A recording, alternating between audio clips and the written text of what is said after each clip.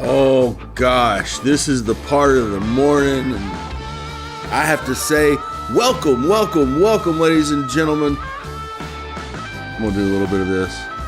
This is the weekend review. I am your lone wolf Usul.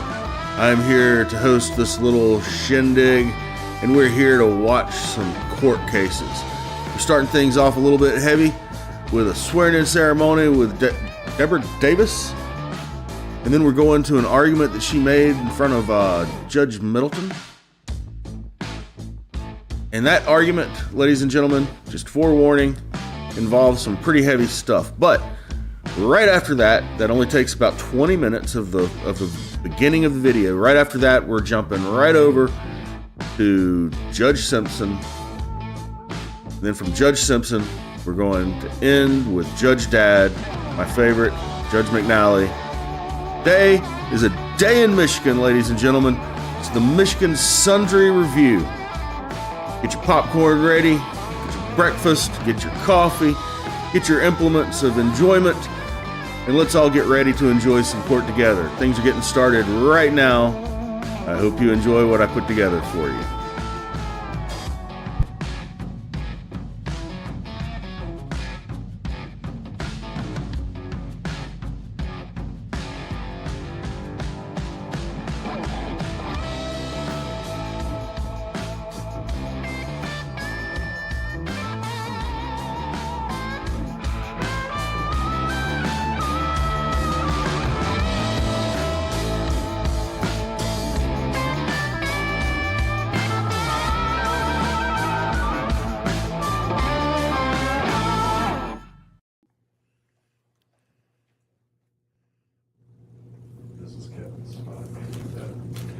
Oh, and if you didn't, I mean. You better do it before the first. Right. All right. And then Exactly. This is the official. All right, ready? sure. Am I reading it? No, you say yes. Okay, very good. You solemnly swear or affirm that you will support the Constitution of the United States and the Constitution of this state, and that you will faithfully perform your duties of the St. Joseph County Prosecuting Attorney. So help you God. I will.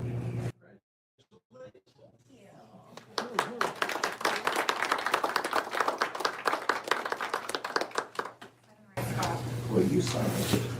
Actually, I'm not a notary anymore, so. Oh, shoot. Got a few notaries in here, thankfully. I misspelled it. Yeah, it'd be really embarrassing.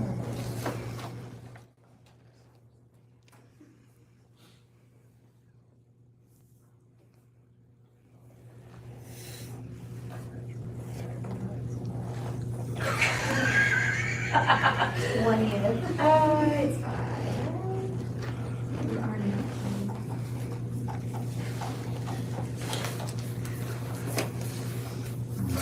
Kevin know that he needs to get his name. Yeah, I don't know. Just to get Yeah, it goes in the book of history. Speech. speech. Okay, speech. I didn't want to make it like a big thing. It is very important, obviously, but I think most of you have seen what's transpired over the last year, and it's been enough that I just really want to get started to work. So happy to be back right now and transition over on the 1st. And I appreciate everybody's support. Thank you for being here.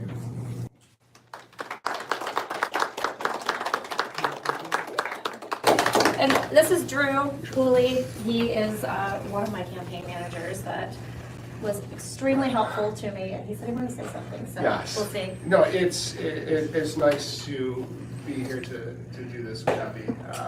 We had talked about back in like February, I want to say. The other day I went and looked at our old messages, our first messages, and It's a very long transcript. we're here today, and Debbie put in the work. She worked hard, and one of the things about campaigns that make it so interesting and tough is that we meet people for the first time and say, hey, trust us blindly, especially if you're talking to an attorney, hey, trust us blindly, here's how much money you're going to spend, and also we don't know if we can promise the outcome that you want. So having that relationship and working through the political spectrum we got to be friends, and I couldn't be more proud of you to see you here today. And for St. Joseph County, I think I'm very excited for the direction that we're going in. I actually have, my wife brought it with me when, Debbie doesn't know this, when we first met, this is back in March. Oh my. We got yard signs, and I had her sign, I met her at Meyer and Sturgis, and that was the first one, That's I the first believe. yard sign. I had her sign it just in case that we won, so I brought it for her office to hang up, just to remember where we started, how far we came, because it's an uphill battle for any election, so I'm super proud. We'll be on sale on Debbie's. Yeah. Storefront ready for them. It's extra, but if I'm gonna autograph them, it has to be extra. That's exactly why I had it autographed. So, but it's just, I'm so excited to be here with you, and it's nice to come you and your family friends now, so thank you for including me. And So. Drew has been like on all winning campaigns so far in St. Joe County, so if you want to run for something, he's your guy. So, thank you. Thank you.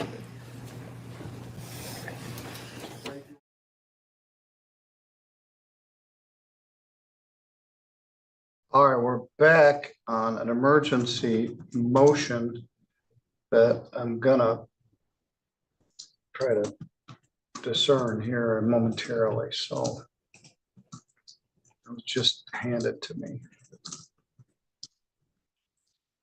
This is a emergency record in the matter of People versus Logan Thomas. File number is 243131. Ms. Davis has filed a motion to cancel bond. Mr. Thomas is not here, and his attorney of record, Mr. Ross Truckee, is not here. And I don't know that they even know of the hearing.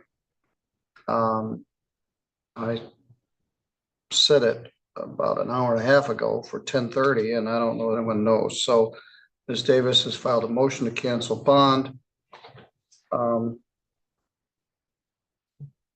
indicating the defendant had been arrested on a serious charge of driving suspended, causing death for a crash that occurred on December 2nd. Defendant was able to post bond on December 13th and released with conditions of no controlled substances and testing at the day reporting center. According to the motion, the defendant submitted a specimen at the day reporting center on December 16th. On December 19th, according to the motion, the lab report came back indicating the defendant was positive for methamphetamine. The defendant was released on the 13th. So presumably he would have not been able to use methamphetamine between December 2nd and December 13th. But his sample of the 16th, according to this, is positive for methamphetamine.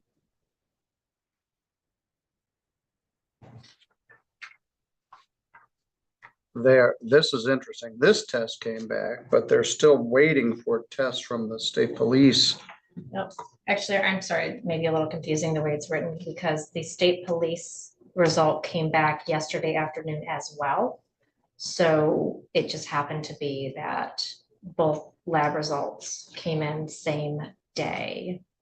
So we do have the lab results from the date of the crash. And that is indicated in paragraph 6 of the bond motion. All right.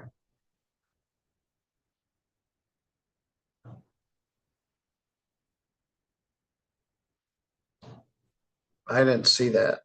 It is believed that the defendant was under the influence of methamphetamine, amphetamine, fentanyl, and morphine at the time of operating the motor vehicle on 12/2. So we do have the lab result back for that one with the. All right, and it does confirm the presence of those substances? Yes. The methamphetamine was in excess of 300 nanograms per milliliter.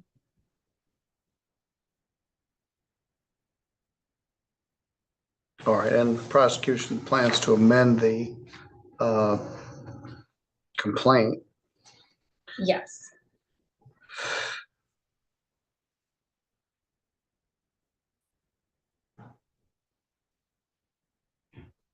So the paragraph 13, defendant is risk to public due to his continued substance abuse and disregard of the law regarding operating motor vehicles safely.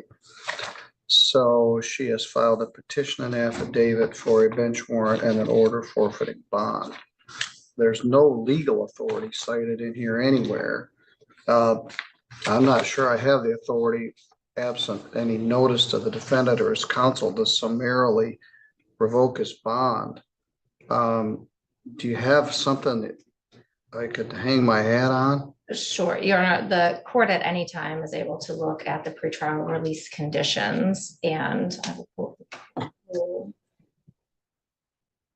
6.106. And in this case, we do have a case that is very serious, being that there was the death of a child.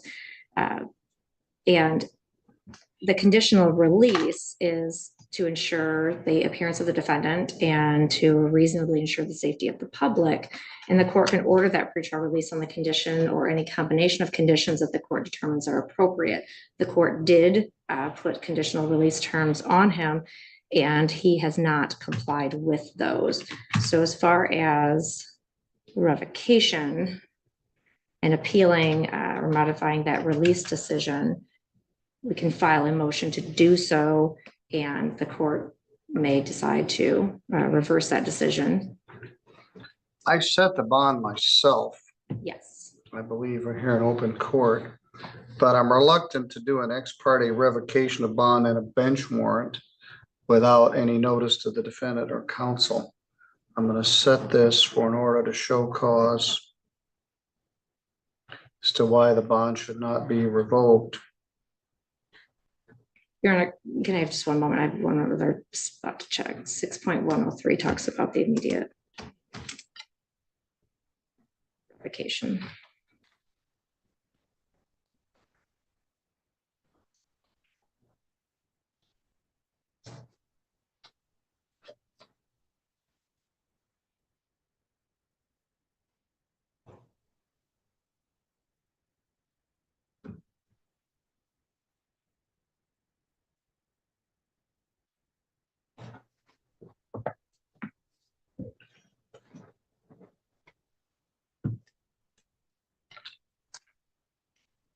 Under 6.106H, the modification of a release decision prior to the arraignment on the information. So prior to the defendant's arraignment on the information, any court before which proceedings against the defendant are pending may, on the motion of a party or its own initiative, and on finding that there is a substantial reason for doing so, modify a prior release decision or reopen a prior custody hearing. And I guess we would state that this is a suitable reason to have this done. We do have laboratory testing, not only from the date of the incident, indicating that he is alleged to have drugs in his system at the time, which is going to increase the penalties that he may be facing, which makes it a consecutive potential for the driving while license suspended causing death and the OWI third or subsequent felony causing death. And he has prior possession of methamphetamine charges on the conviction. He has prior charges of analogs, which are what the other items were in his blood. Either the fact that he had a period of what would be presumed forced sobriety while he was in jail, and then within 3 days of release on a very significant amount of bond, he's alleged to have tested positive, and they don't send it to the lab if you admit that you use. And I guess my concern is that DRC, the policy or procedure that they're using apparently is that they were just going to talk to him next week about it and then send over the violation. And in cases like this, where we have the very high potential for somebody to be seriously injured or killed, if I can't trust that the defendant is going to not use drugs, it's not much of a stretch to say we can't trust that he's not going to operate a motor vehicle. He is still working in St. Joseph County, a very short distance from where the victim's family resides. So there is a concern that he's continuing to come in and out of St. Joseph County and that he is still using illegal drugs.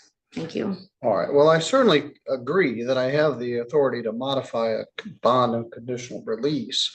What I don't know is I'm not gonna do it, to do it ex parte without notice to the defendant or his counsel. It says you file a motion, which presumes that there's notice to the other side. I certainly have the authority to modify the bond. But there's been no notice and no due process opportunity for the defendant to object. So the bench warrant would issue, he'd go into custody, and I guess then we'd have the hearing. I want to have the hearing before I issue the bench warrant or modify the bond. So And that, I guess this was probably should have been marked as an ex parte, being that we believe there's a substantial risk of harm to delay these proceedings in order to give him that due process. And again, this isn't something where we have just hearsay or we think that he did something or it was a no contact and we think that maybe he had contact with somebody.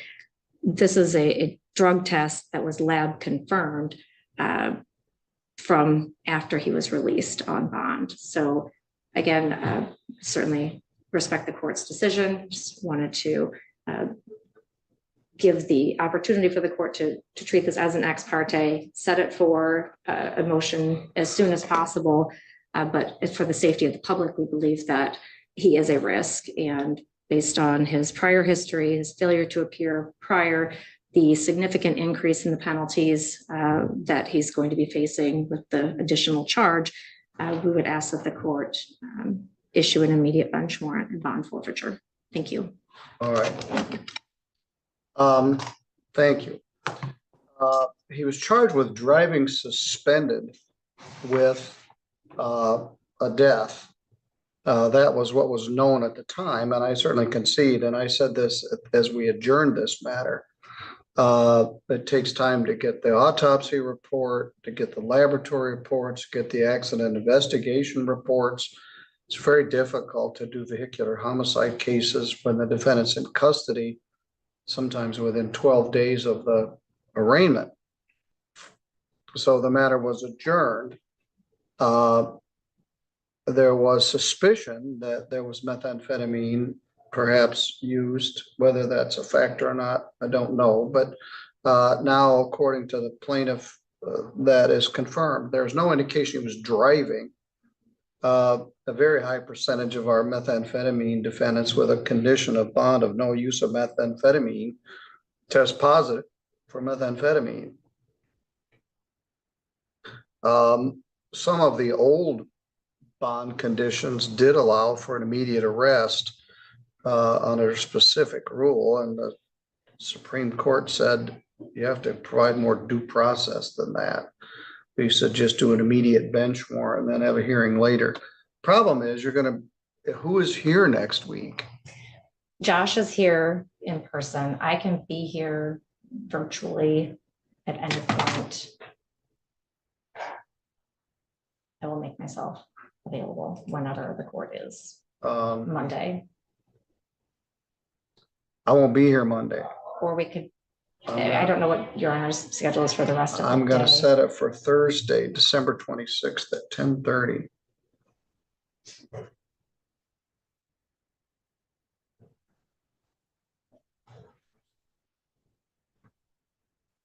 Defendant represented that he was going to retain Mr. Marcoux, but there's a word in there, retain, which includes the payment of fees, and I would assume they would be significant for this type of case. He was advised, and Mr. Truckee was advised, that until further notice, he was still attorney of record. So I'm not even sure who his attorney is, but if and until Mr. Marcoux files an appearance, his attorney of record is still Mr. Truckee. My understanding is that we received in our general email a substitution of attorney from Mr. Marcoux late yesterday afternoon.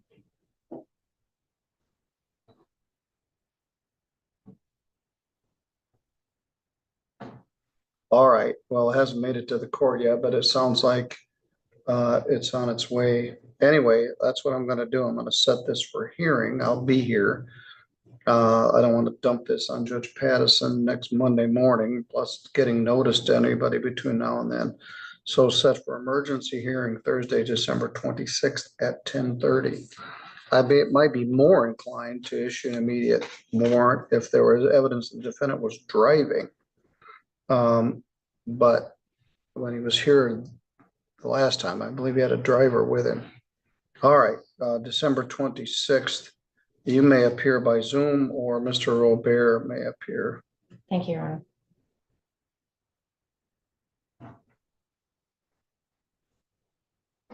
All right, we'll send out immediate notice. All right, thank you. Laura, would you come get this so we can get that notice out immediately? Send it to both Mr. Marcoux and Mr. Truckee.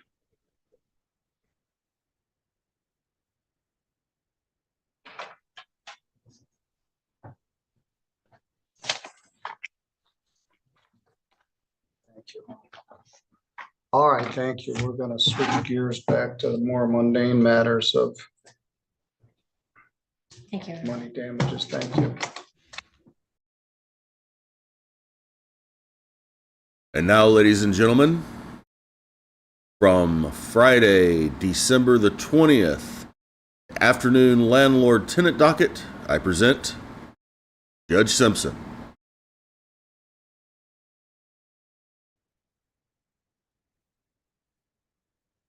All rise.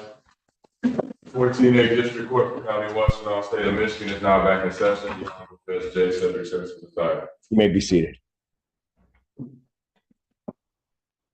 We're good.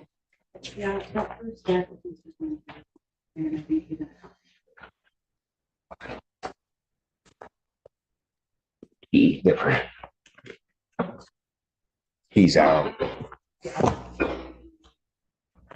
Okay, so the beginning of the next stack is two cases. Mylan Village versus Renee Bell.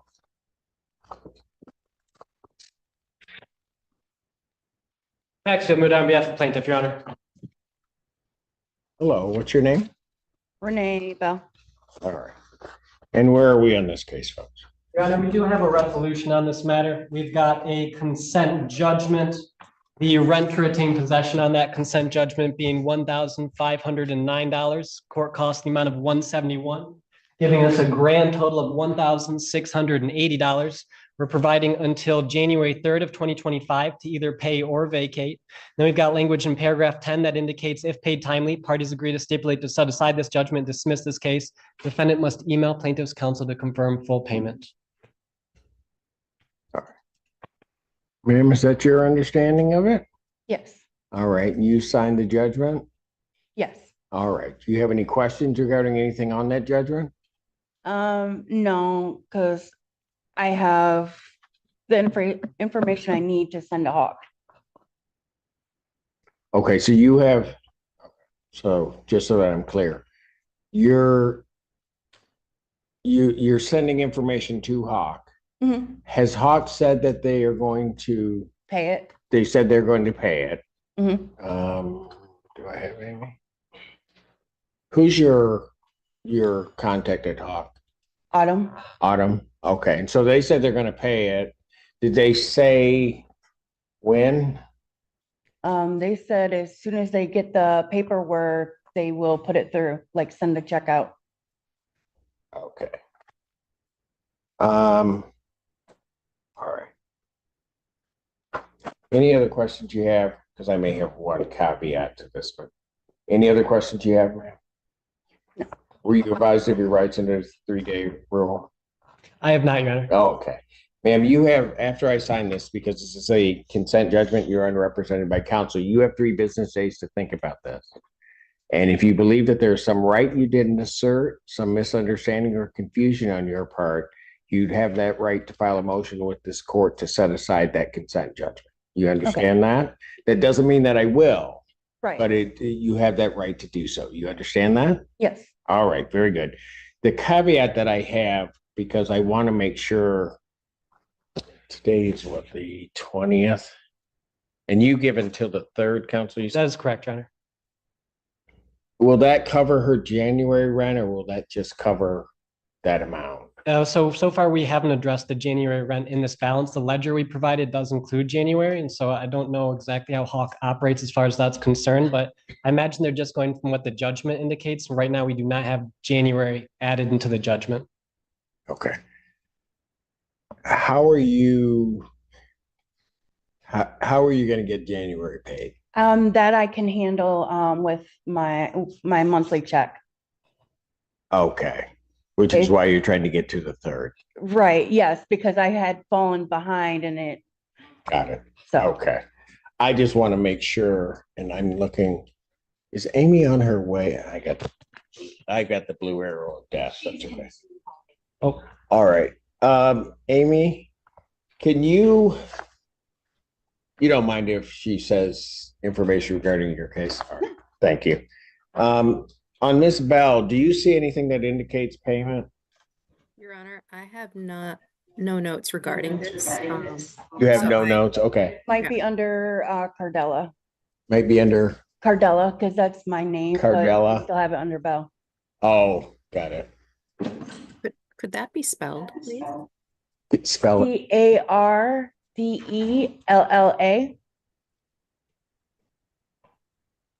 A moment, please.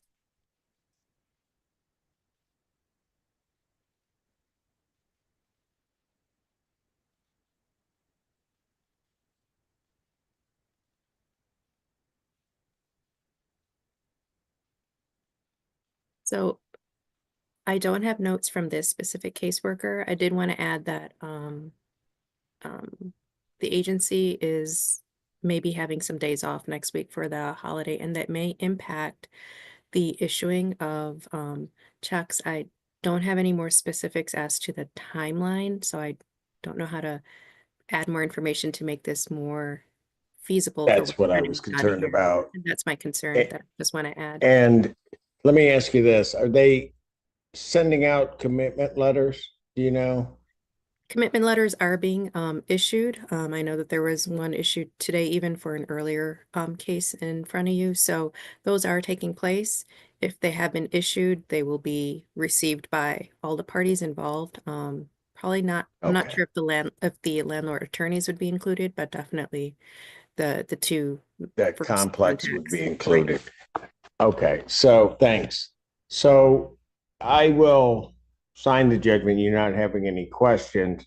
The only language, counsel, that I would want in there is some language to indicate that if a commitment letter is sent, you understand what I'm saying? I do. I To make think- sure that if they are making the commitment, that we're not then trying to move forward with an eviction Exactly. after that point in time. Exactly, because Understood. that's what I'm worried about, because the time frame.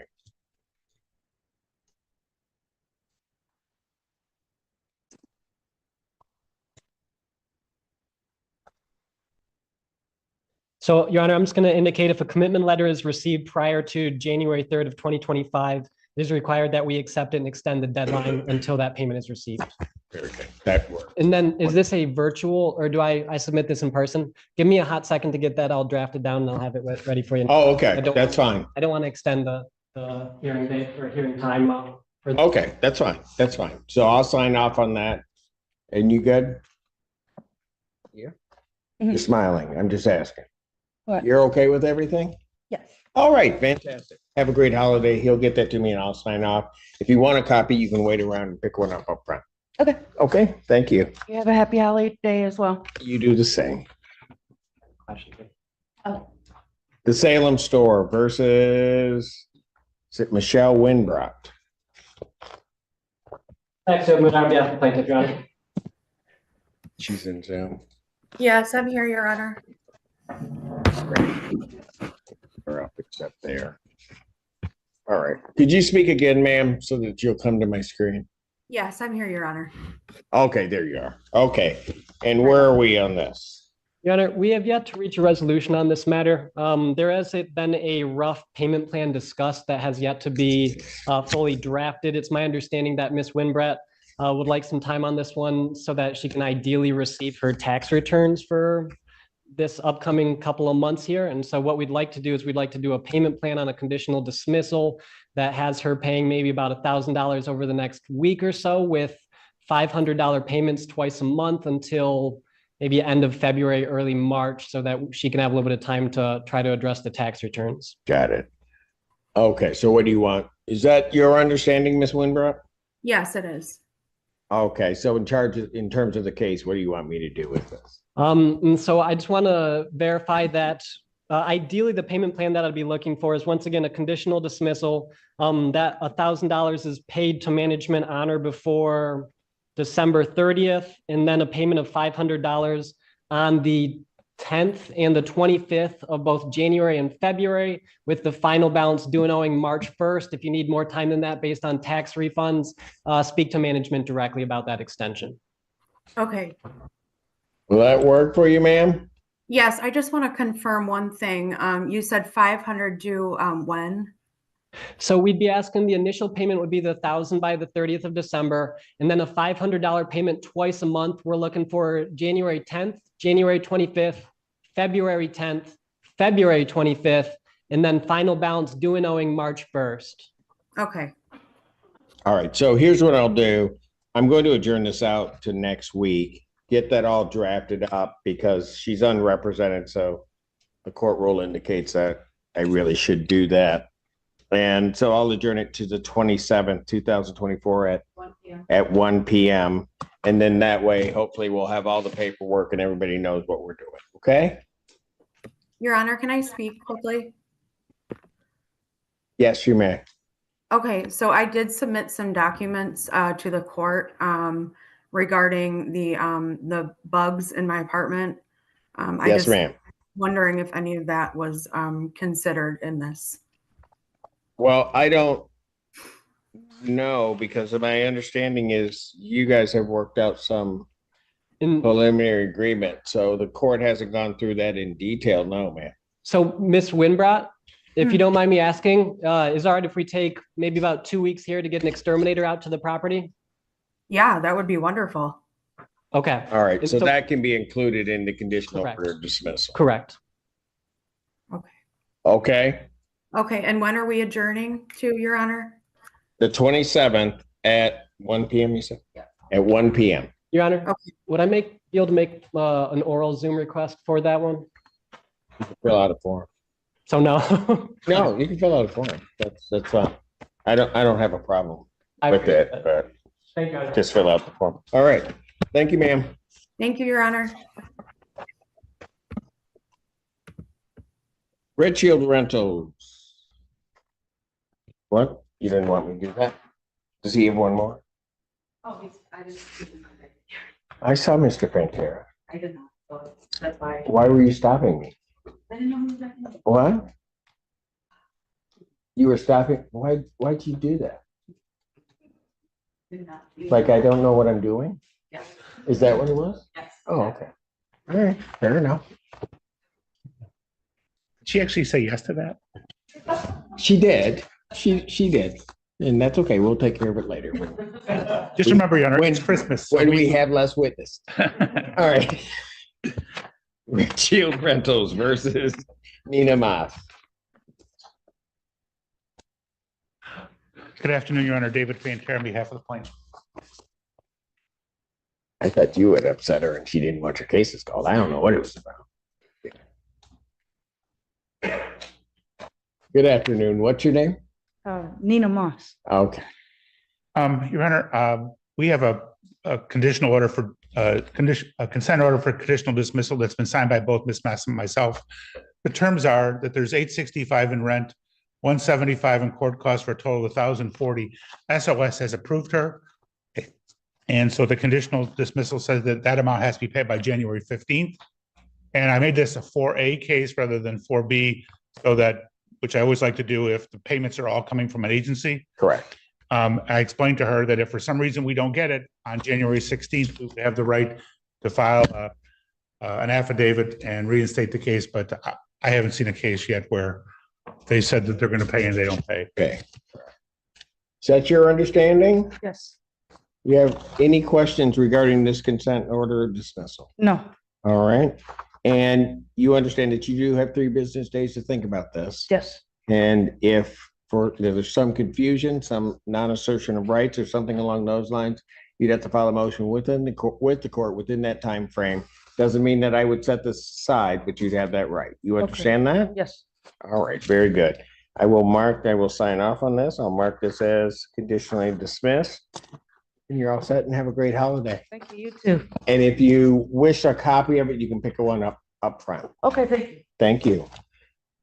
Barnes and Barnes versus Tiana Cooper and Brian Weston. Good afternoon, Your Honor. David Fantera standing in for Attorney Ellis Friedman. Hello. What's your name? Tiana Cooper. All right. And what are we doing? Your Honor, it's my understanding that Ms. Cooper had a meeting with Autumn at SOS on the 18th, and she has not heard back yet. So could we adjourn this case a week? Pretty sure I know a week's not much given the fact that it's a holiday, but I really don't want to go into January because her balance is already over 3,000, and I don't want them to have to insist on her paying January's as part of this. Got it. Okay. You have a problem with that, ma'am? No? Why doesn't she want to talk to me? Huh? I asked her a question. It's like, he's okay. I am, despite what Emily tells you. I can be a very nice person. All right, December 27, 2024 at 2 p.m. Okay, ma'am. Have a great Christmas. Court calls the case of Barnes and Barnes versus Christine Griffin. I did not see her here. Are they? Don't have them checked in. All right, Mr. Pantera, would you like to proceed? Yes, please. Please, Rick. Do you solemnly swear or affirm testimony you're about to give will be the truth, whole truth, nothing but the truth, so help you God? I do. Your Honor, what kind of service was there in this case? I have personal service. So in this case, there's well, hold it. This is one of those. This is one of the ones from Judge Bar. I apologize. Okay. But then when we sent re-notice, that went out in the mail. Correct. All right. I will let it go ahead then. All right, go ahead. So the amount of rent that's owed in this case is $3,850. Court cost of $250 for a total amount owing of $4,100. We'd ask for a judgment for possession with a writ to issue after December 30th if that amount remains unpaid, and also a money judgment in the same amount. All right. The total amount was $3,850 plus $250, total $4,100. All right. Thank you. Judgment to the plaintiff, that is by default, possession and money. Redemption amount is in the amount requested. The writ to issue in 10 days and money judgment in the same amount. Barnes and Barnes versus Alex Holtzclaw.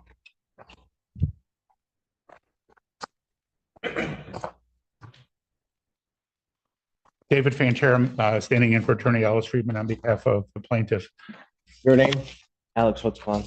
All right. Where are we on this case? Your Honor, Mr. Holtzclaw indicates that he has applied to SCR and has not heard back.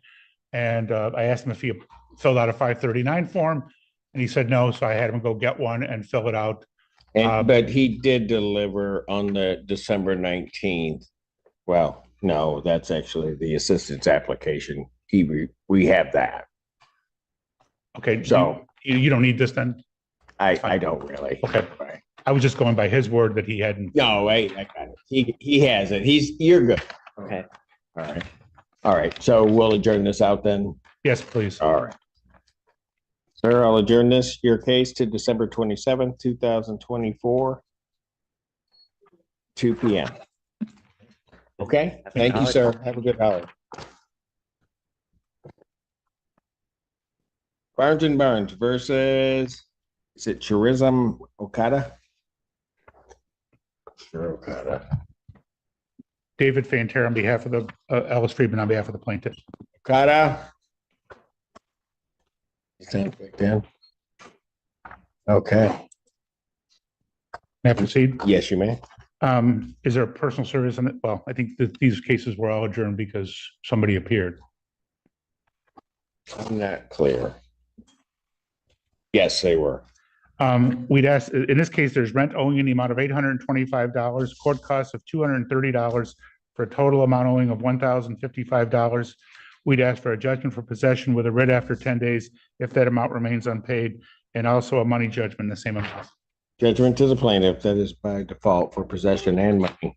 Redemption amount and money judgment in the amount requested with the writ to issue in 10 days.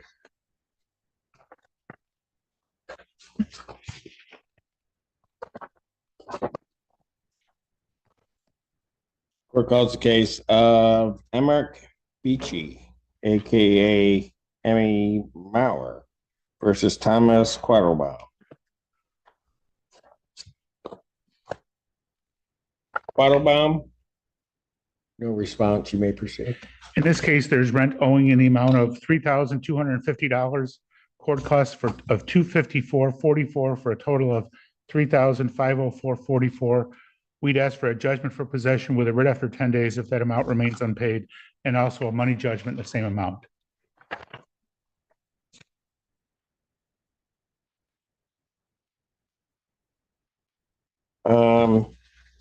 Right.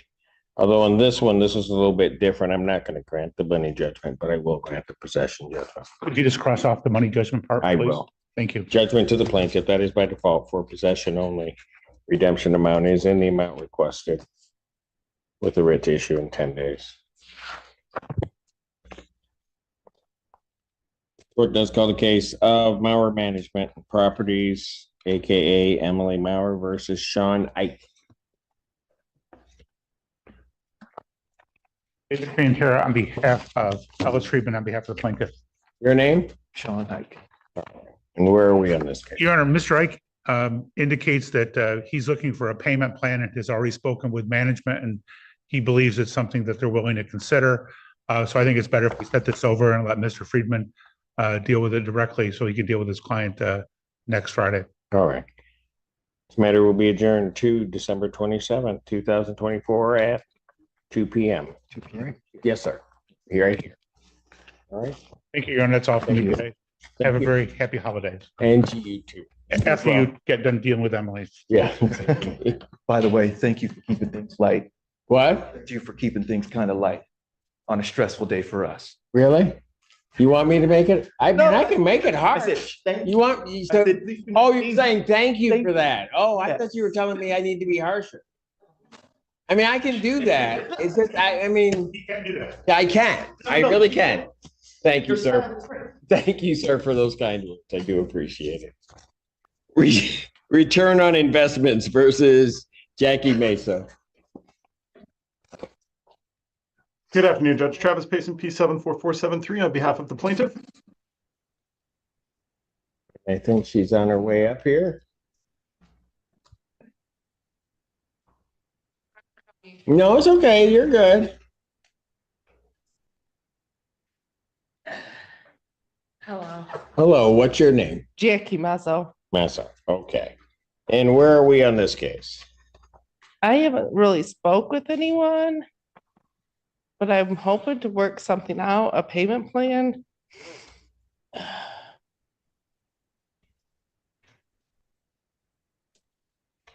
Okay, so you wanted to speak with them. Yes, because I did not know that it was return on investments owned it now either. Judges, the court can likely surmise, I did not anticipate of the defendant appearing today based on Your Honor's alternate service order. I'd be happy to take her contact information in the manner that's best available to us, and I can follow up with her. I'm not sure Okay. how we can proceed today. Yeah, okay. And so this is a land contract. Yes, And who do you believe? Covey Financial. And is that who your land contract is with?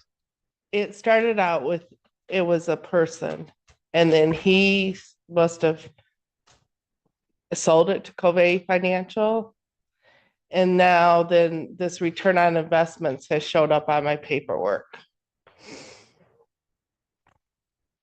Okay. I don't know what its pertinence to today's proceeding, Your Honor, but the defendant should be aware of return on investments as the vendor here because she participated in a prior and similar case in 2023. No, I don't believe I did. Okay, so just so that I'm clear, because I mean, the issue is going to be really ownership, or at least the vendor's interest being with the named party. Yes. So, Counsel, you're indicating there was a case in 2023? That's what my file indicates, Your Honor. It was sold to Covey in 2023. Maybe that's what you're seeing? Okay, so let's do this, because I don't think I'm going to be able to sort this out today. Okay. Counsel, just there, I would need something indicating ownership, and if there was a previous case involving her, if we could even just have a case number, that way we can sort of verify that, because I don't think you do have it. Oh, We found it at 23C, 23-1C 4001. That's what my file notes. Ma'am, there was I think the relevant part of it, in terms of knowledge, there was a consent judgment that was entered at that time. So you would have known, and it's return on investments versus you. okay. So I don't need anything else, because I don't think there should be a challenge to that. Okay. All right. So, ma'am, your paperwork indicates counsel's address and everything, and phone number. You For need the lawyer? Yes, you need to Yes. contact them. I'll adjourn it out 1 week and see where you guys are on it. Okay. Okay, December 27th, 2024 at 1 p.m. okay, All right. all right. Thank you. Thank you. Understood. Thank you, Judge. Happy holidays to yourself and your staff. And you, sir. Ridgewood Apartments versus Aaron Parker.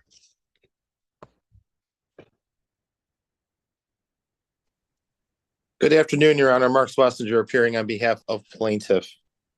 Good afternoon. Hello. Hi, What's your name? Aaron Parker. Okay, good. Aaron had a last name. All right, where are we on this case? Judge, the defendant has filed a motion. Your Honor, this arises from a default judgment that was entered on November 1st with the writ date of 11/11. Your Honor issued a writ of eviction after a hearing on 11/25/24, and Ms. Parker has filed the instant motion to stay the writ. There's currently outstanding $5,577. $1,577? That's correct. Okay. And ma'am, what's the basis upon which you want the writ stayed? So the amount that they're saying that I owe is definitely significant more from the ledger on the judgment that I received. So it's at least over $2,000. So I have made a payment in total of $36.58 between posting the escrow here, and then Ridgewood did receive a cashier's check from my bank account of $18.79 When did they receive that? on November 1st. Okay, but that would certainly be That, Your Honor, that was included in the writ. right, and in the amount that you gave. Okay, so they have that, and then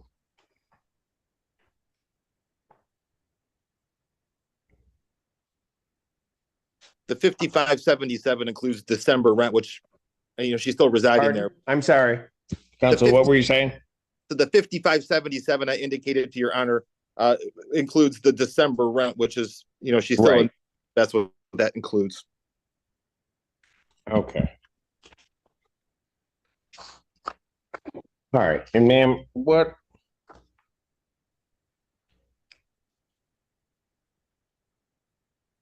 let me ask you this, ma'am.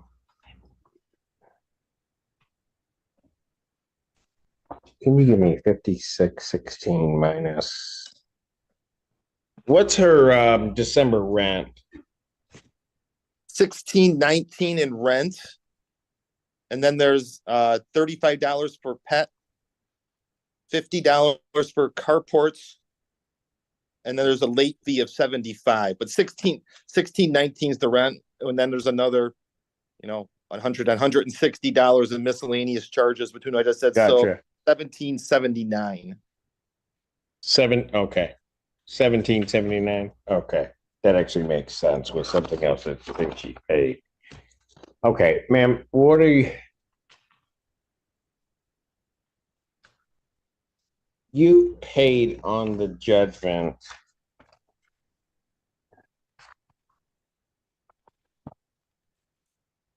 You paid 1879. So can you give me 561,650 minus 1879?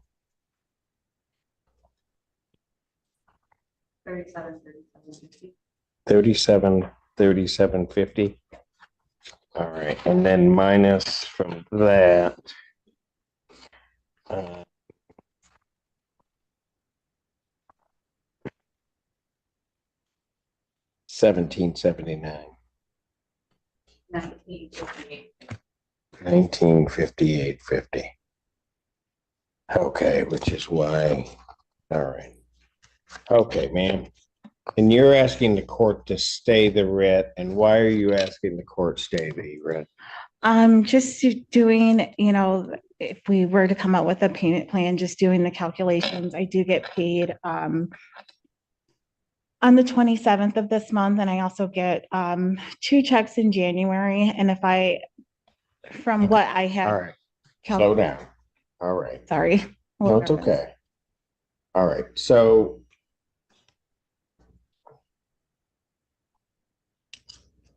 what additional, let me ask this. Do you have any additional funds right now that you can pay?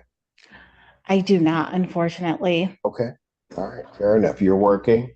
Oh, yeah. Okay. And so somehow or another you fell behind and. Yeah, I took another position over the last 3 months and my pay got cut significantly. So that's why I'm having a little bit of a hard time right now. Okay. And how many people are in your house? It's just myself. My daughter moved out. She's 18, so she's doing her college thing. Okay.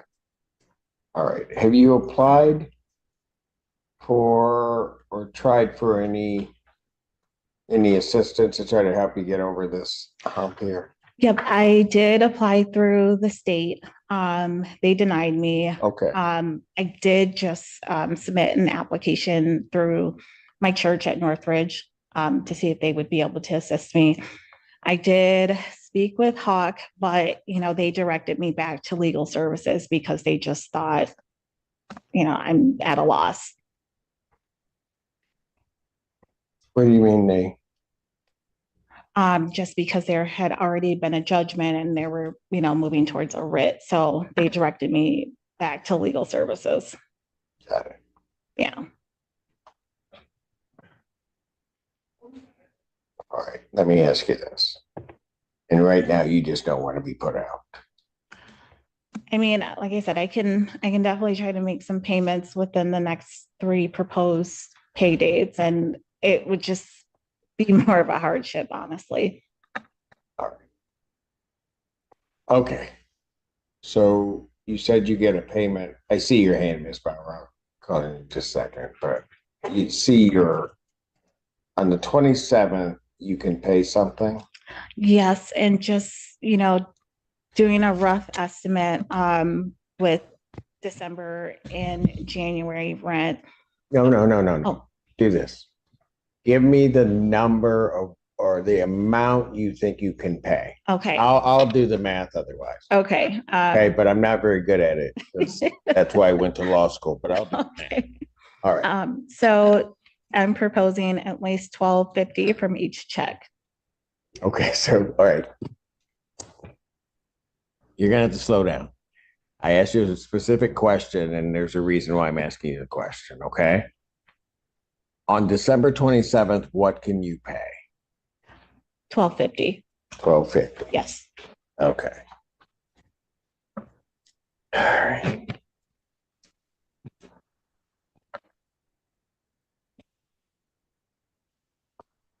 And then another 17. And then when is, so 27th, you get paid every 2 weeks, right? Yes. And so your next check then would be the 10th? Yes.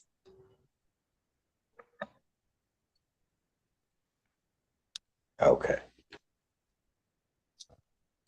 Okay, counsel, as I am looking at this,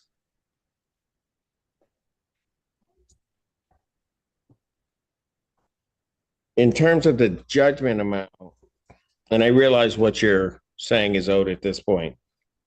In terms of the judgment amount, if she paid the $12.50 on the 27th, she'd be about $708 off of the judgment amount. That doesn't include her December rent. Problem is that if we click over, then I'm gonna have a figure that's up there again because her January rent's gonna click in. Of course. Is Your Honor taking consideration the money she's put in the escrow as part of the money? So if you're looking at yes, judgment amount 56.50, okay, minus the 1879 minus whatever's in escrow leaves a balance of, I went to law school too, Judge, so that's about $2,000. So she paid $12.50. We're looking at ballpark $750. Right, and I had $708.50, so we're in the same. Yeah, area. ballpark. Okay, but not, that doesn't include her December. Nor will it include January. Right, and it won't include January. All right, Ms. Bauer is raising her hand. I don't know what confusion she wants to add to this. Go ahead, Ms. Bauer. I just wanted to tell the court that I believe the judgment included December rent, right, based on what counsel said a few minutes ago. And I've been advising. It couldn't have. Because the judgment was for $5,616.50. It was taken on November 1st. Correct. Yeah, so it couldn't have included December. Okay, I thought that's what counsel said. So. All right. So, ma'am, did Hawk say anything to you about they could help you, not help you, or? They didn't give me an answer either way when I called. So I'm willing to call them again and speak with them. All right, let's do this.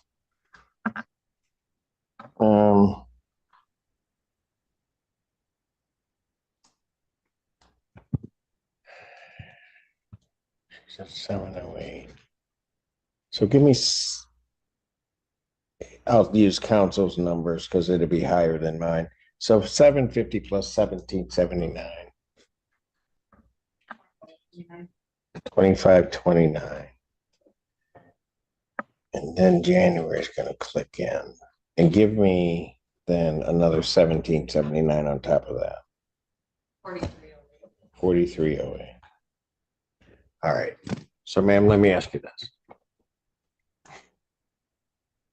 And this might be over plaintiff's objection, but I'm going to do what I want to do. So, how between but my objection after you make the payment on the 27th, once January would click in, will you include December, then January, you're going to be at about $4,300. That's going to be owed. Okay. So how would you get that paid?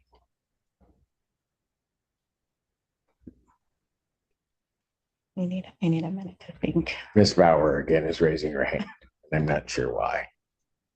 Your Honor, I apologize for the confusion, but actually Ms. Lee has been advising Ms. Parker, and I was trying to help out today. Ms. Lee said that Ms. Parker submitted documents with her motions that show that the judgment amount was significantly more than the ledger showed. So we still think that the judgment is not accurate. And if the adjustments are made, then I have come up with a plan for Ms. Parker where she thought she could have everything, including. Well, what Unfortunately, I don't, but they were attached to the motion that she filed. I see them, but There's a, let me see it.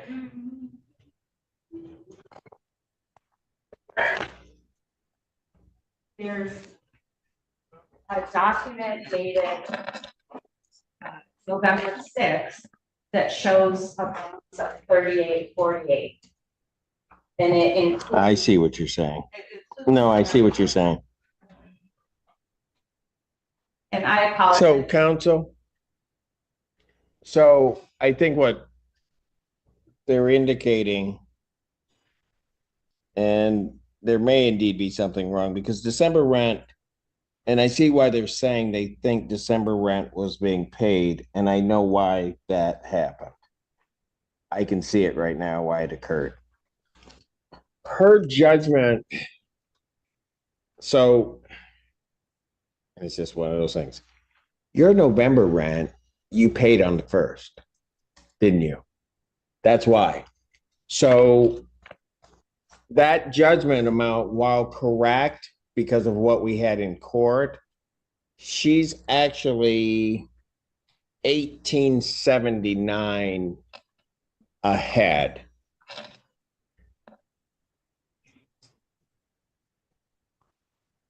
I think either way you look at it, because we took the judgment, including the November rent. She paid that rent on the 1st, so she got credited for it. I think whether it was in the judgment or whether it wasn't, still got credit. No, counsel. No, here's what I'm saying.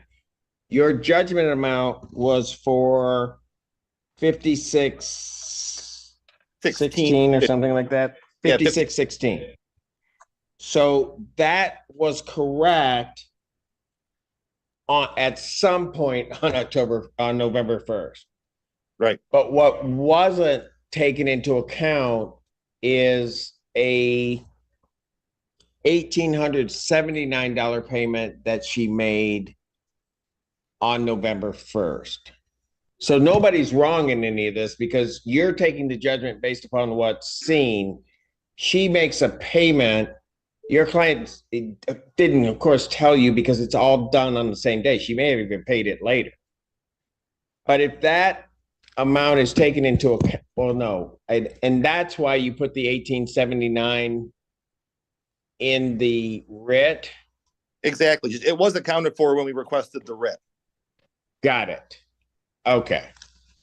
So that doesn't help us. Yeah. I mean, if that had been done, the judgment would have been 3,800, almost 4,000. Exactly. We would have asked for it with the writ. We would have said $4,000, no payments. Right. You would have said the total amount. So that doesn't. I get you. So while it was done, it's taken into account in the writ number.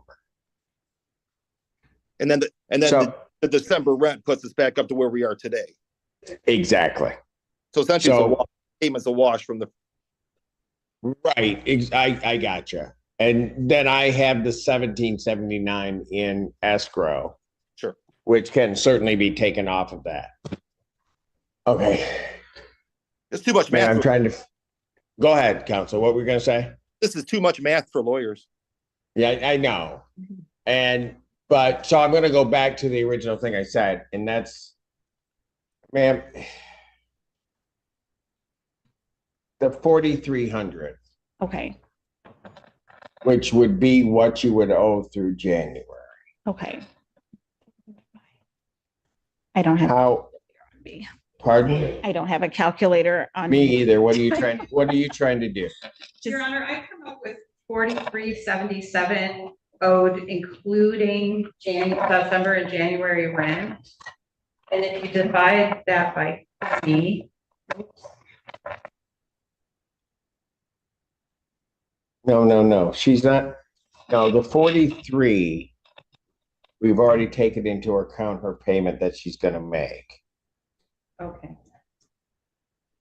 At the end of this month. Okay. Let me deduct that. So here's the thing. And this is what she was indicating. She's gonna she's looking to pay $12.50 from each of her checks. Is that right, ma'am? Yes. Okay, Yeah. so I knew where you were headed. I just don't need to listen to all these other people. Which would be okay, except that that's gonna be about 2,500, or exactly 2,500 if you pay that. But your balance is gonna be at 43. Okay. So if I did it, if I did 1250 for 3 months, the total would be 37. You're looking at a payment plan. I don't know that they will. Okay. And I can't extend out a payment plan necessarily. Okay. Okay. And unfortunately, Judge, I don't have any authority because this is a situation that's been escalated. And I, at the risk of being a Grinch at this time of the year, I just don't have any authority to extend the payment plan out, seeing as that we haven't seen really any payments, dating back to September, save for the one. Okay. And I understand your position, counsel. And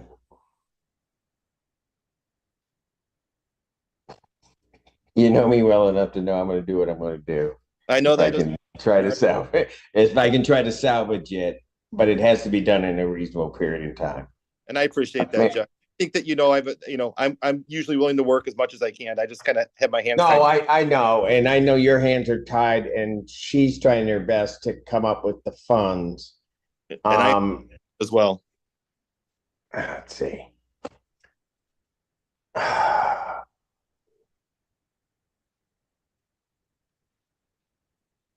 You said you didn't apply to Hawk?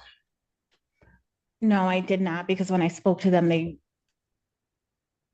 said that I should talk to legal aid. Did they process your application? They didn't do anything? Oh, for God's sakes.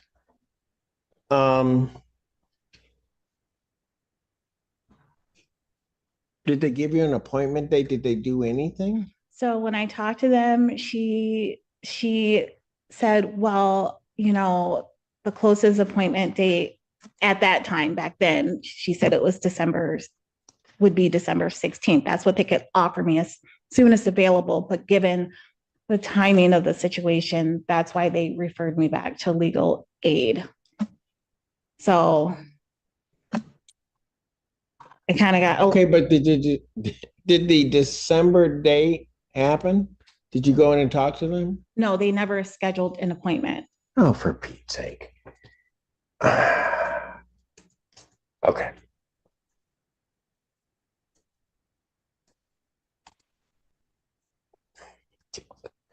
All right. I'll just have everybody mad at me. I don't care. Here's what I'm going to do. Two things here.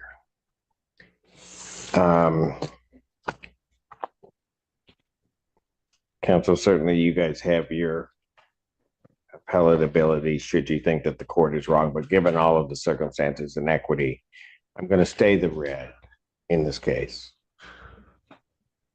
I'm going to, that writ is conditioned upon two things here. One, that defendant pay to the landlord $1,250 on December 27th.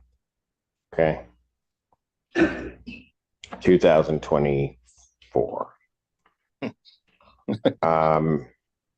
The court will also, I will release the escrow that she's placed in of $1,779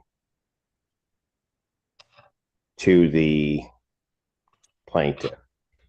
So those funds will be going over. Okay. Okay. Then I'm going to ask you to leave here. We don't have anybody in that room down there, do we? In access point? Yeah. No, I don't believe so. All right. So when you leave here, what I'm going to have you do is you're going to go down, you're going to go into our access point. You're going to get on the computer there. And we're going to get you the nearest appointment we have with Hawk. If the Hawk can't help you, then okay, then say it, but Yeah, then we can figure it out from that point. okay.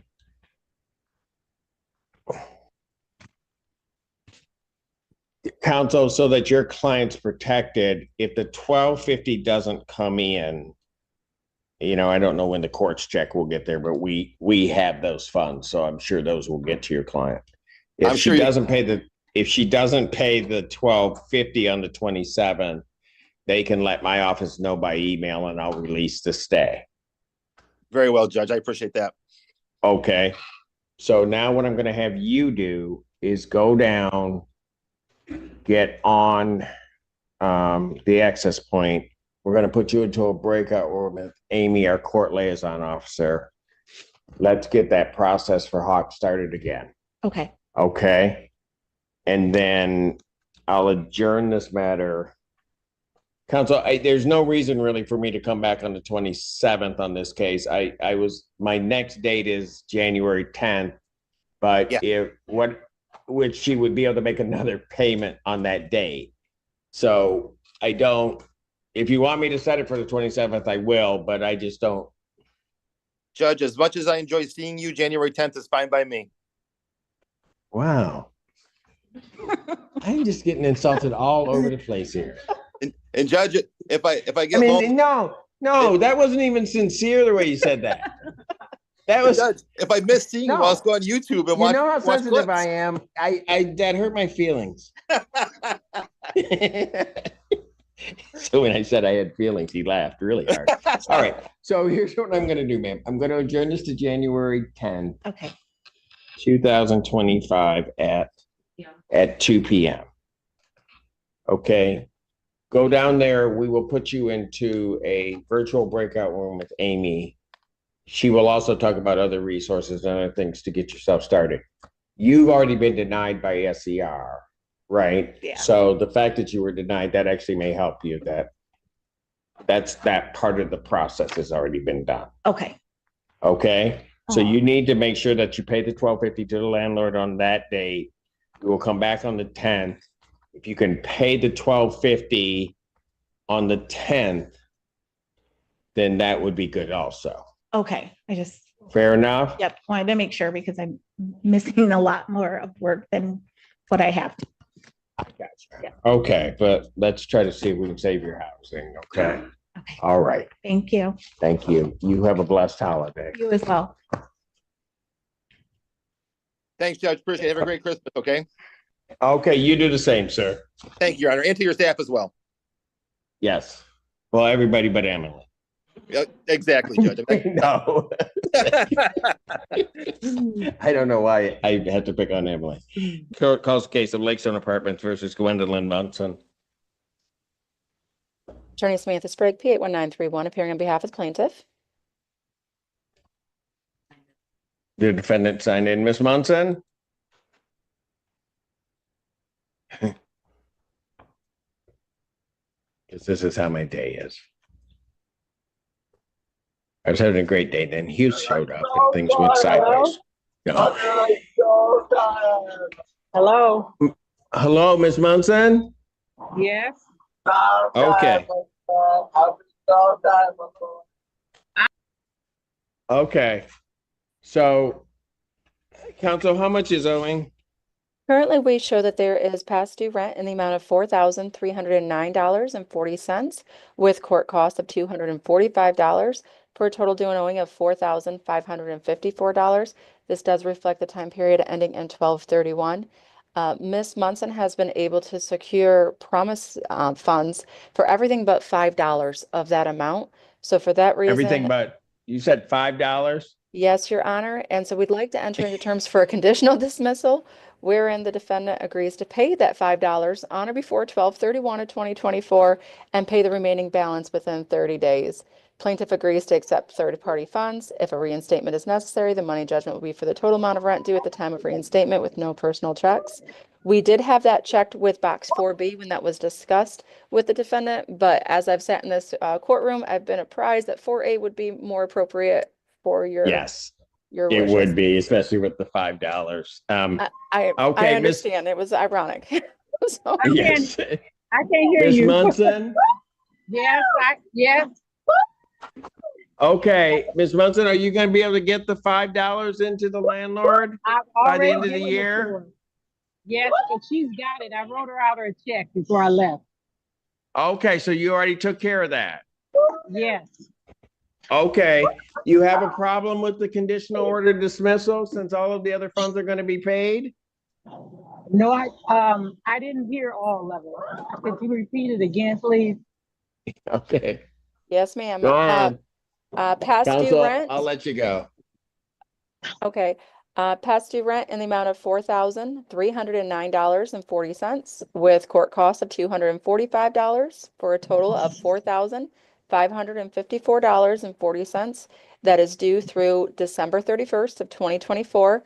Defendant has agreed to pay the $5 on or before 12/31/2024. And ma'am, I believe you've already done that per your admission. And then Yes. to pay the remaining balance within 30 days. Plaintiff agrees to accept third-party funds. If a reinstatement is necessary, the money judgment will be for the total amount of rent due at the time of the reinstatement with no personal checks. And we have revised it to what's called 4A, ma'am. And what that does is if for any reason the agencies do not pay those funds, it allows us to reopen the case. On a practical note, typically what happens is the property manager will reach out to you, asking for your assistance in getting those funds, okay? And then we'll come back here. Okay. Ready. Ms. Munson, you agree to all of that? Yes. Okay. Do you have any questions about a conditional order dismissal if I sign it exactly as along those terms? No, I don't think so. I think it sounds. Okay. All right. So that's likely to get over to us today, so I'll be signing it. So I'm also going to advise you that you're unrepresented by counsel, so you have 3 business days to think about it. If you believe that there's some confusion on your part, some misunderstanding, or some non-assertion of a right, you can file a motion with the court within that time frame. Okay? Okay. It doesn't mean I'd set it aside, but you'd have that time to do it, okay? Okay. All right. Thank you. I will mark the file conditionally dismissed. Counsel, if you get that over to Ann via email, I'll sign off today. Your Honor, do I have authorization to put her signature on there? Oh, that's a good point. Ms. Munson? Yes. Does you do. the attorney for Lakestone have your permission to put your signature on there or to sign that document? Yes. My landlord Okay, told me that's why I fantastic. need to do it, so I can say yes. Okay. All right. Thank you, Ms. Munson. You have a great holiday. Thank you, and you too as well. All right. Thank you. Thank you, counsel. I think that's it for you, right? It is, Your Honor. Should I send it to that 14A email or is there an alternate email? I mean, I Okay. didn't mean it that way.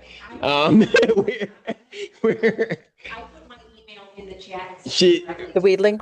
Okay. that will come right to my chambers and we'll take care of it and make sure it gets to the file and everything, okay? All right. I'll send both over shortly. Thank you so much. Thank you. Have a great holiday. Happy holidays. Maple Heights Apartments versus Brandy Bar.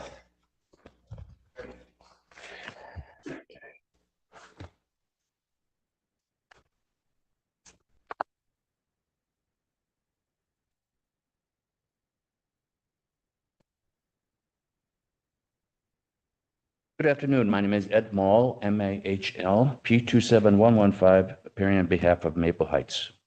And my name is Brandy Barr. Okay. Yeah, actually, you should be on opposite side. That's correct. All right. Where are we on this case, folks? Judge, we have an agreement. We're doing a consent order of dismissal. Okay.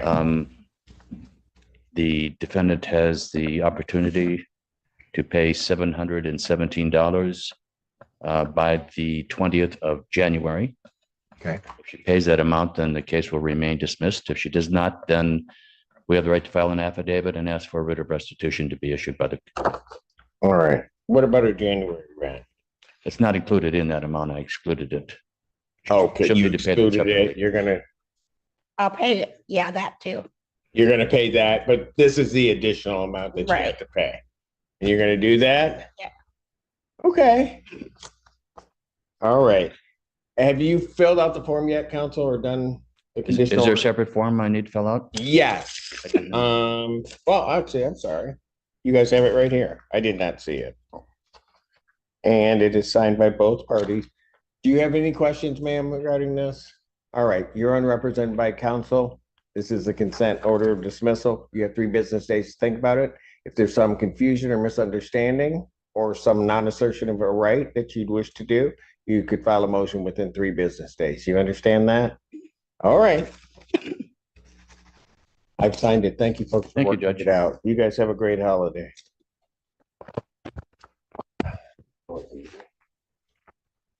Oh, even easier. Maple Heights versus Ashley Hill. That matters to Smith.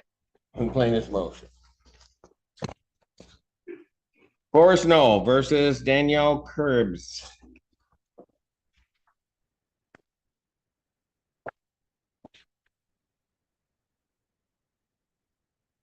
Where did Hughes go? Hi. Hello. Where is he? I know he's in Zoom, but where'd he go? He was staring at me all this time and then he left. Paul Hughes. Seriously. It's going to be Christmas Eve and I'm still going to be here. But you have to be here with me.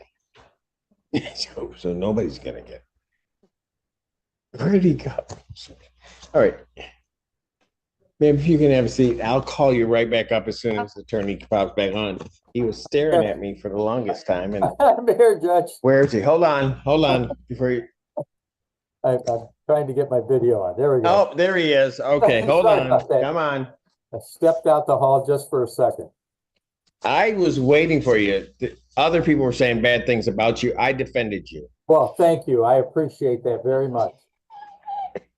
Somebody needs We're to. on the Cribs matter. Curbs Matter, Paul Hughes, P 31986, appearing on behalf of the plaintiff. And your name? Danny. All right. And where are we on this case? Yeah, this is the Danielle Renee Curbs matter. The amount of rent due is $2,157. Court cost of $165 for a total amount of $2,322. The last payment was made in the amount of $300 on December 15th. Prior to that, the last payment was made in February. And ma'am, go ahead. What are you going to tell me? I was gonna say, I did my Hawk appointment, and so they told me I just have to pay January's rent, and then Pardon? I did my Hawk appointment on Monday, and so they said if I pay, they just told me this morning that if I pay January's rent, then they will approve my application. And they will pay it. I don't know what that means. So My stipulation is I have to pay January's rent and then they'll pay it. So that's what they said. That's what my lady. So where are you supposed to the landlord? Yeah. Okay, so And I have to give her like I guess a money order, a receipt from my money order, and then so that they know that I paid it. so you okay, so let me just ask this because I don't know what people are being told. So when are you supposed to pay that? I guess maybe just before January, I'm not really sure. I just got the email this morning. So I did my appointment on Monday. So I got her all the documents all week. Hold on. We can pay me. Your Honor, I can't add too much other than to say that, yes, she did have her appointment, and I'm sharing this with her permission. Yeah. And that there is assistance. So she's approved for this amount. For this amount. But they I just don't want to have make sure she can details. pay January? Correct, because the January amount, from my understanding, would kick her over their threshold. So I believe that they may be trying to secure. Got it. So, Yeah. all right. The problem's going to be if she pays January, it's right now, this amount goes down.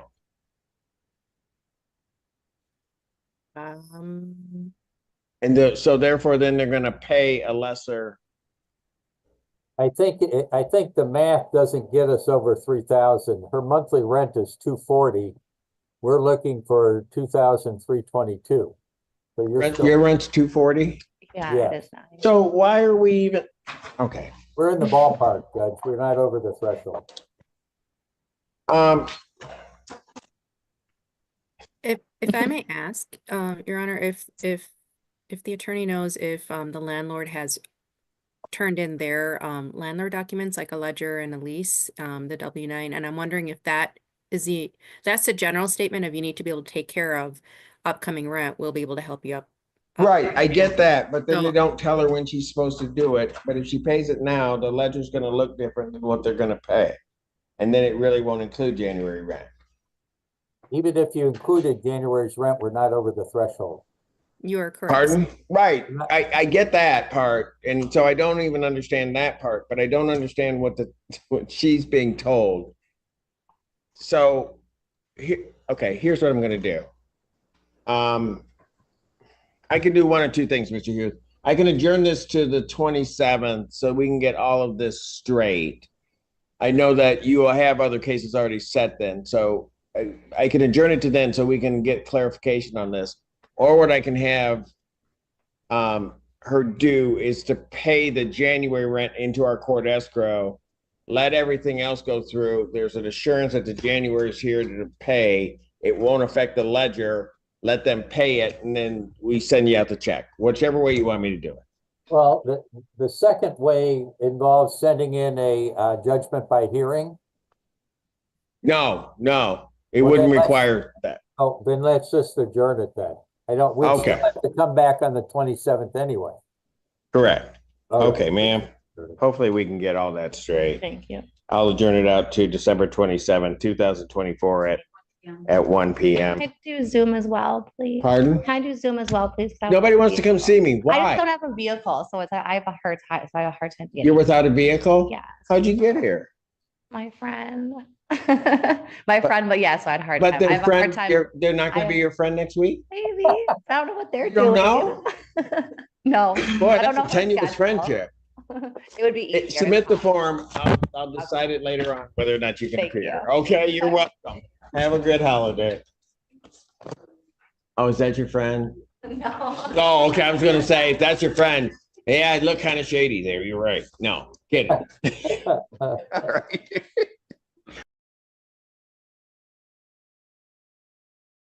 Now, ladies and gentlemen, for our final docket of the day, I present to you Judge Dad, one of my faves, Judge McNally.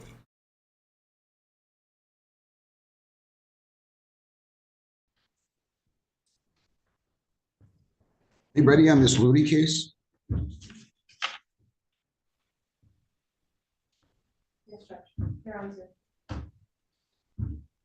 Brian Allen Ludi, 19F706170. Who's his lawyer?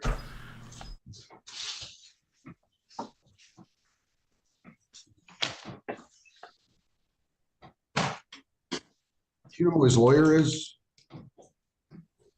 Corey is the overflow or the arraignment attorney. Who is? Corey Westmoreland. Did he? See if he's ready.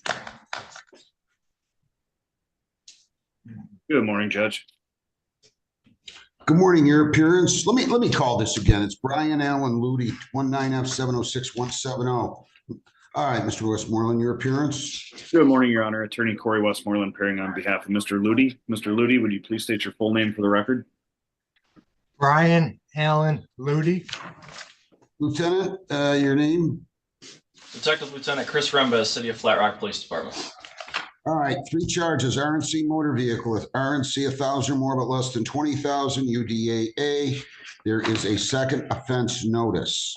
How is he going to proceed here, counsel? Yes, Your Honor. At this time, we are prepared to waive a formal reading. My client stands mute. Sir, I'm going to advise you of your rights. You have the right to remain silent. You do not have to say anything. If you do say something in or out of court, whether orally or in writing, it can be used against you. Do you understand that? Yes, sir. You have the right to be represented by a lawyer not only today, but at all subsequent court proceedings. If you cannot afford your own attorney, you can apply for one at public expense. So please make sure he fills out a petition if he hasn't already, Lieutenant. Also, you have the right to be represented by a lawyer if you choose to submit the question with law enforcement officials. Do you understand that? Yes, sir. And at all subsequent court proceedings. You understand that, correct? Yes. You have the right to a probable cause conference within 14 days. At that conference, your lawyer will discuss this case with the prosecutor. If it proceeds to a preliminary examination, they have to prove as to each one of the felony counts that the crime was committed and that you were the one who probably committed the crime. If they prove that, you will be bound over for further proceedings to the Wayne County Circuit Court. If they fail to prove that, as to any one count, that count would be dismissed. Do you understand that? Yes, sir. Probable cause conference, December 27th of this year, 24 at 9:15, December 27 at 9:15. Exam will be January 7th at 1:30 p.m. That will be in front of Judge Hess, and I believe I'm covering the probable cause conference for her on the 27th. What would you like to say regarding bond? Yes, Your Honor. No, I'm asking your lawyer. Yeah. Okay. I would like you to know that Mr. Ludy is currently working as a drywaller. He is living in Flat Rock, so he is local. He's not currently on probation or parole, and we're not aware of any other pending matters at this time. I would just ask that all that be taken into account. And additionally, he is awaiting to get into rehab at Oakdale Recovery Center. I would just ask that if he were released on a personal bond, that he be tethered to the treatment facility. Mr. Louie, do you live at North Aztec Circle? Yes. It's my mother's Who do you house. live with? My mother. She's elderly. I take care of. Okay. Lieutenant, did they ever notify him of this? It's crazy. He lives a couple miles from the police station. I'm talking to the lieutenant now, sir. He lives a couple miles from the police station, and this has been 5 years and 5.5 years, and he was never here or notified on this, or what? Yeah, I have no indication that he was made aware of these warrants, Your Honor. It's an older case. When did you find out about this, Mr. Ludy? Last night, my daughter was over. I don't need to hear any more. You said last night. Last night. Right. I had no new charge. Do you have any holes?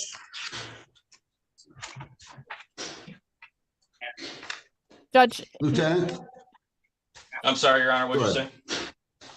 I asked if he has any other holes. Yes, Your Honor, he has 2 pending matters. One out of the Lincoln Park Court. It's a no bond for it looks like an OWI case with a 100-mile radius for pickup. And then he's got a second, which also appears to be a no bond with the Canton Township and MNet for narcotics and other various charges, both of which appear to be no bond, Your Honor. How long have those warrants been in effect? One is the Lincoln Park warrant was stemming from this case in Flat Rock. It was a continuation of our incident, and that was also 2019. And then the Canton Township pending case looks like it was entered into lien in 2020 and then modified in 2021. You didn't know about those either, huh? No, sir. All right, well. Judge, there's 2 more cases here also. I think they may have gotten separated. I see that. He's also got.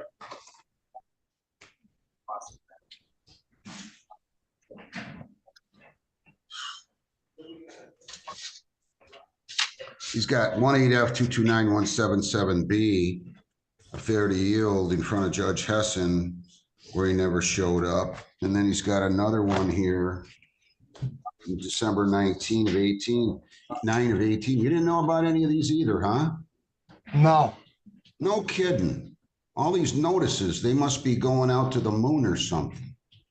I believe he had a Oscoda address, and No, that's the other guy. That's not me. oh, that's Mr. Kern. I've lived here. My apologies. These These other citations, the notices were sent to the same address that you're purportedly living at now. You didn't get those either, huh? No, sir. So I'm going to call those, Mr. Westmoreland. I have 1-8F-229-177A. That's a drywall suspend that was just handed to me. And 1-8F-229-177B, which is a failure to yield. Does he stand mute on these? That's correct, Judge. I did have an opportunity to discuss those with him. We're prepared to waive a formal reading. My client stands mute.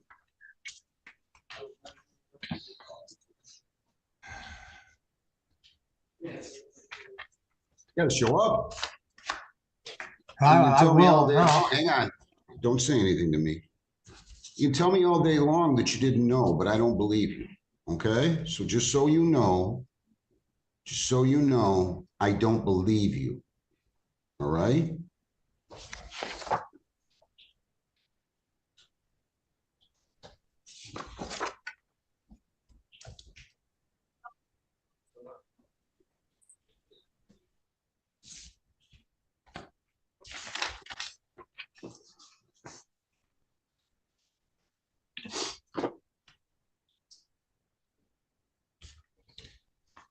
On the 2018 cases, I'm setting 2,010%. We're going to give you court dates on those. You're going to be in front of Judge Hessen. I don't know what to tell you. What's this say, Lisa? Defendant cannot post bond today and what? Looks like builders or something. I don't know. I'm not sure, Judge. I didn't write that. Well, I think Flat Rock's in the building today. And then she gave January 2nd, I believe, as the next date. Well, I don't know. These are Judge Hessen's, right? Yeah, January 2nd is Judge Hessen's next Flat Rock date. Well, I know. Okay. Well, all right. I don't know what they want to do, but I'm setting 2,010% on that. I'm setting 10,010% on the RNC cases. You cannot leave the state without the consent of the court or violate any law. You must appear in court as directed. No contact with Rhonda Essa or prosecution witnesses. No contact with any of those individuals. You cannot have anybody else write, text, write, see, email. My mother. This is the person who allegedly the vehicle was stolen from. Stop, please. Don't say anything. Lieutenant, is that not the victim on this case? That is, Your Honor. That's correct. I mean, I don't know what to tell you. They somehow, some way, they think that you stole her vehicle back in 2019. I don't want to talk about it. Talk to your lawyer about it. Okay. I'm telling you, you're not going back there right now. Do you understand that? So, yes. Because I'm ordering you not to have any contact with her. So even if you can post that 1,000, you're not going back. Do you understand that? Yes, I'll go to my aunt's. All right, so you're gonna have to post 1,000 on that, 200 on the other cases in front of Judge Hessen. I'm gonna let Heather deal with Flat Rock. Lisa, I suppose, on whether or not Judge Hessen wants to handle that today or whatever. So that's up to everybody else, okay? Good luck to you, sir. Make sure if you post a bond, you show up. Don't make things worse. Good luck. Thanks, Lieutenant. Thank you, Your Honor. Thank you, Judge. Sit up 1 second.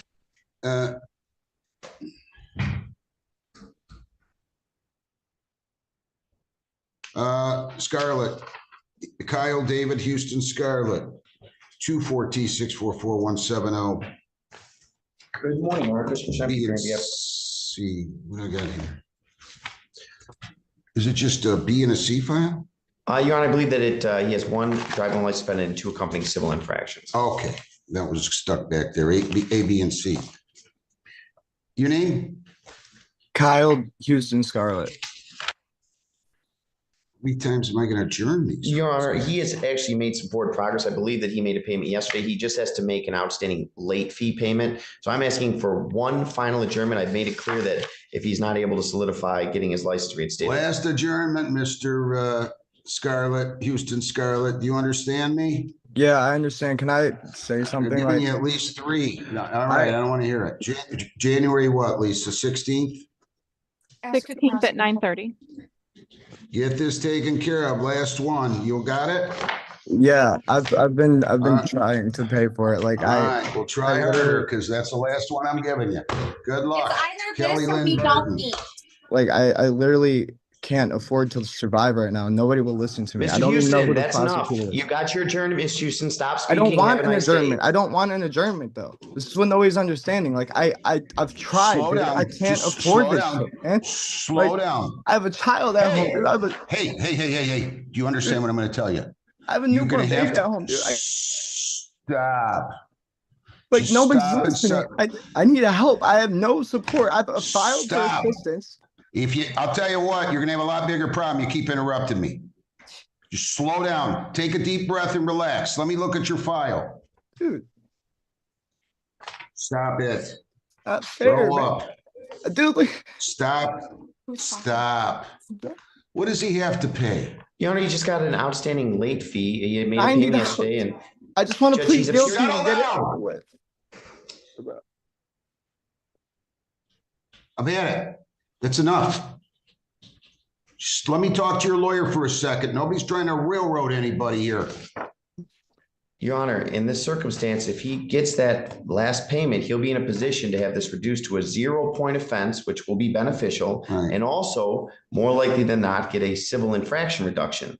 At this point, it would not be in his best interest to rush the case based on pleading guilty as charged, I get especially when he's granted a Zoom appearance. I get it. I get it. I know we make it so convenient now, don't we? I get the feeling at one point, if I'm here long enough, I'm going to be going over to defendants' houses rather than them having to Zoom in. Maybe 3, 4, 5 years, I expect that to happen. Listen to me very carefully. Your lawyer's trying to help you, okay? Just settle down, relax. How much does he owe? I think less than a few $100s. What's a last few check. hundred? I owe When I spoke with $99. Mr. I was told the first Yeah. time that if I set up a payment plan, it would be okay and we can move forward. Then I come back and you tell me it's not good enough. I don't understand. Your Honor, can you put him in a breakout room? I'll speak to him and explain everything. Just you got to settle down. Dude, You got I've to settle tried. down. I'm trying to get this. Nobody will talk to me. I've had 3 I'll different talk. attorneys. No one is the same anytime. I have there's no order. I don't understand. Like Mr. Scarlett. I've paid $300 in 2 weeks. I've tried. I can't Mr. afford Scarlett. this. Mr. Scarlett. Settle down. Sometimes we make our bed and then we got to get in it. You follow me? Now I can't nobody's afford trying to- $1,000 for insurance. I have to feed my Mr. daughter. That's why I got Settle. pulled over the first time. Settle down. Don't interrupt me.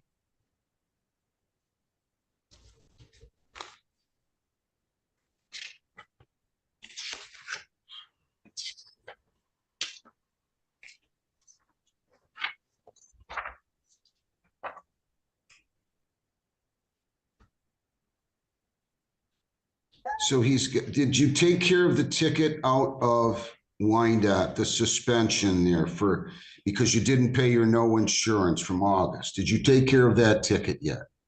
That's what I'm paying. I've paid $250 or something. I owe $99 left. I didn't know there was a late fee. I lost my job. All right, settle down. So you got to pay $99, right? Yeah. And that will give you the clearance as well, the 45. That'll cover your clearance fee, right? Yes. All right. Whoever is in the background there, would you please stop talking? Would you please stop? I would not let you do that in court. I've heard you 3, 4 times conversing. You're not his lawyer. I'm sure it's probably your mother, sir. That's fine. But no more of this, please. Just let me handle this. So you got to pay $99. What else do you have to do? That's it. I've never had it. I have no priors. I have no tickets. All nothing. right. So I don't understand why you're getting so upset. That's not that overwhelming. You've got another 3, 4 weeks to pay that. I just paid yesterday. Paid money. what yesterday?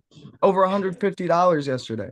And they told me that would be fine. My problem is the first time I came to court, my attorney here told me that if I just set up a payment plan and made progress, that this would be fine and we could move forward. And then I come back and they tell me it's not good enough. And then I went in there yesterday and paid my remaining balance, and they told me that I owed more. All right, that's in Wyandotte. We have nothing to do with Wyandotte.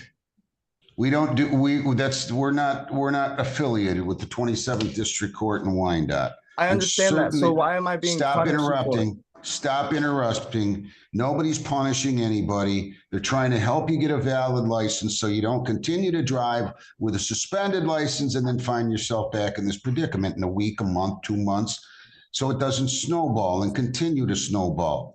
So he's trying to help you. Just stop. I'll give you this adjournment. Figure out a way to pay the $99. Stop feeling sorry for yourself. I feel Grow sorry up. for my newborn daughter, who's not being able to okay, eat well, because then I you filed for take the assistance appro- through the government, and the government's not helping. I have no car now. I'm not driving. I'm walking to work. It's freezing cold out. There's no feeling sorry for myself. I'm doing my best. I'm doing my best. I'm the only one working. I'm doing my best. Like, and to be told I'm feeling sorry for myself is kind of just unprofessional. Knock it Like, off. Knock it off. Do you want to just go talk and plead guilty? That's up to you guys. I could care less. I don't want to hear it. You owe $99. We Right. gave you another adjournment. You pay it by then. You don't want to pay it? You want to just plead? That's up to you. I could care less. Stop arguing. Stop going on and on about your problems that you created. Now, you've got a child, so you're at least on the right track in terms of thinking, I want to make the best for my child. You should have thought about all of this a long time ago. You can't drive without insurance. I can't afford Period. $1,000 for insurance, sir. I can't afford $1,000. I have a child to feed still, correct? All right. Like, okay. I'm not. All right. All right. You want me to set it for trial, or you want to plead? What you talk to your lawyer. I'm giving you an adjournment until January 16th at 9:30. If you decide, if you want to wait, I'll go through these cases with your lawyer. You guys want to come up with something else, I'll do it. But I'm not going to pay the money for you. I don't make these rules. I don't work for the insurance companies, and I'm not going to argue with you anymore. Stop. Who is the prosecutor? Can I speak to the stop. prosecutor though? I've never No, been. you've got a lawyer. Okay. Just stay right there. We'll put you in a breakout room. You can talk to Mr. Shemke when you're done. Put him in the breakout room, Lisa. Kelly Lynn Barton, 23R513503. Good morning, Your Honor. Mr. Shemke, can we have Ms. Barton who approaches? Your name? Kelly Lynn Barton. All right, so your name. Jessica O'Donnell, on behalf of Your Honor. So she pled to this, consuming or possessing alcohol, testing positive for alcohol as a result of a test of DNA on October 21 of 24. Now, what are we going to do on this? What do you want to say, counsel? I adjourn the sentence until today. Your Honor, my client was very constrained here during our interaction. I understand that she was going through a tumultuous period of time, but per our conversation, she indicated that she is in recovery. It's my understanding that she's falling into compliance. I'd ask that she be given an opportunity to demonstrate said compliance with the court without any further violations. Anything you'd like to say? No, Your Honor. So this is your fifth violation, though. 4. Well, you had 4 prior technical violations. I'll go through them with you. On October 1, you were positive for alcohol. That was your 4th violation. I gave you 3 days jail. So, it's not like I do that on the first violation. And then you had another violation back on July the 16th. I mean, I'm going backwards, front to back. You had 2 more, or at least 1 more violation on June the 10th, being positive for meth, saying thought it was Adderall.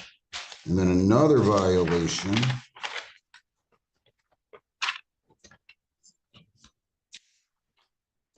on April 2nd. So you're not doing too well here. I mean, I only sentenced you in this case back in February, and you've had, this is your 5th violation.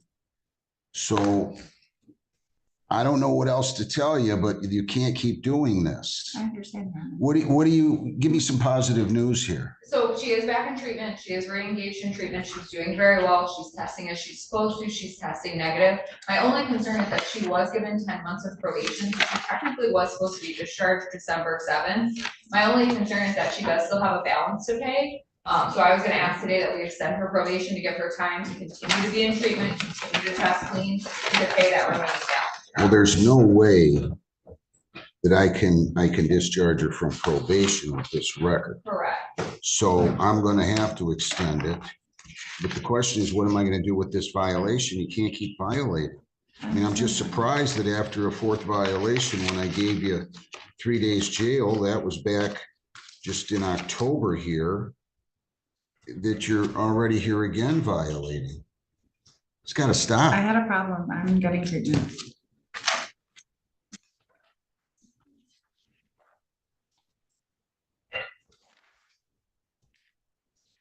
So probation was supposed to expire on December 7th. So I'm going to extend probation for a period of 5 months until May the 7th. There's additional probation fees of 100. You're going to pay additional costs of 100. How often are we having her test right now? She's touching bi-weekly now, Your Honor. I'll go light on the sanction, 1-day court work program, and pay $35 for that. But you're also going to test weekly. Defendant to test weekly until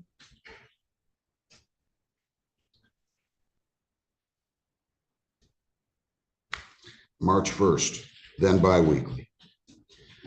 So you need to make sure that you get there and that all tests are negative, and you're to continue your treatment, okay? Okay.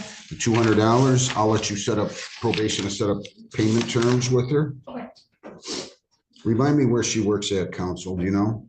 CVS Health, CVS Pharmacy, How much do you make? not much. You cover all that with probation. They'll set up the terms of payment, okay? Good luck. Thanks. Thank you, Judge. Thank you. Brochu, Colton Elzior Brochu, 23T640673. Good morning, Your Honor. Christopher Shen, appearing on behalf of my client. This time sent to my client appearing via Zoom. Mr. Brochu, your name? Mr. Brochu, Yes, sir. your name? Colton Brochet. I've adjourned this multiple times for sentencing.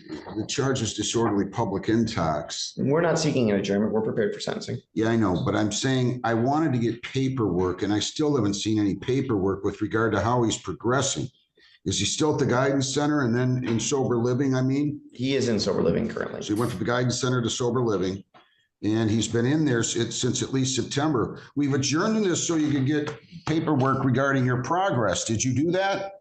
Correct. I have contacted my old therapist in Christian Guidance Center, and the same answer he gave me as last time, that he has a big caseload, he's busy, and he'll get to it when he gets to it.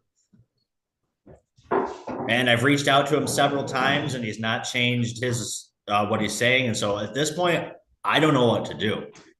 Who's your probation officer? Who have you been dealing with? Miss Wilds. All right. I gave him Miss Wild's email address, so hopefully he Slow didn't. down a second, sir.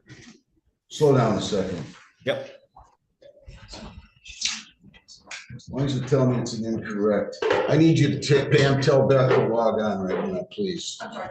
Beth needs to log on. I'm kind of surprised that somebody at the guidance center would act like that. It's not like we sprung it on him, said we need it in 2 hours.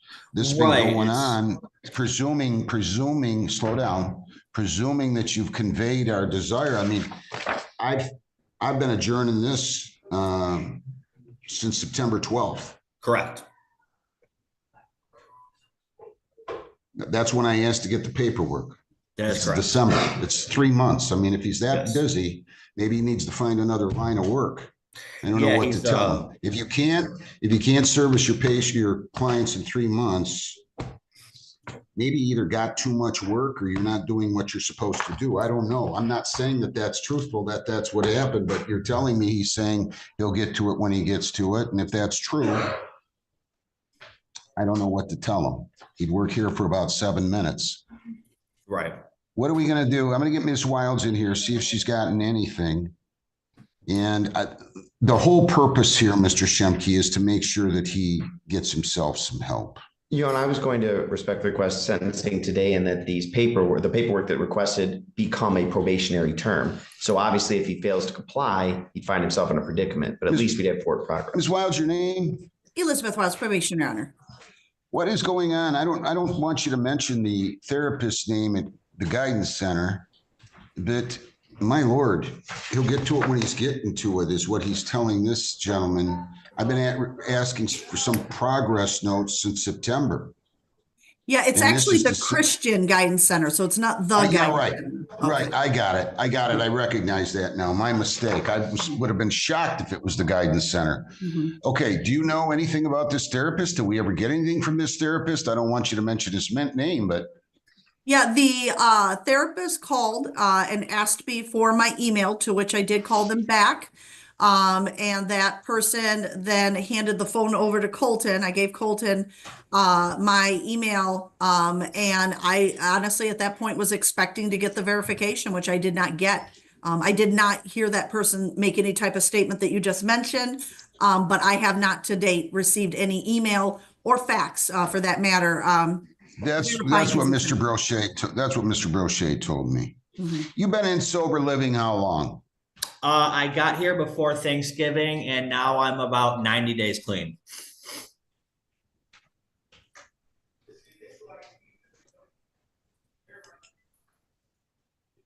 I mean, I don't want to. Do you have any other cases pending, Mr. Brochet? No, sir, I do not.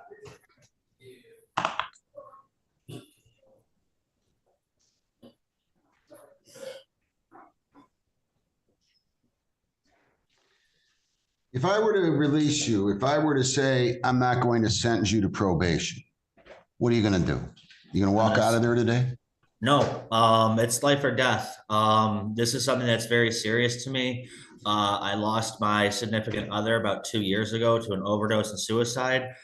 It's I've been using for quite a while in my life, and I don't want to be remembered as the person who failed to get sober and was an addict. I want to get sober and be a productive member of society and get my family's trust back, get a career, and live a long, healthy life and not die when I'm 32 from fentanyl. Yeah, you can't be passing out near bus stops, right? No, sir.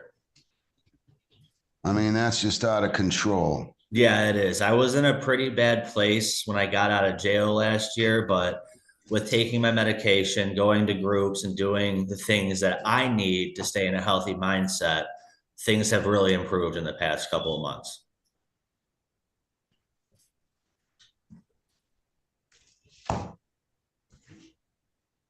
It seems like you're working at it.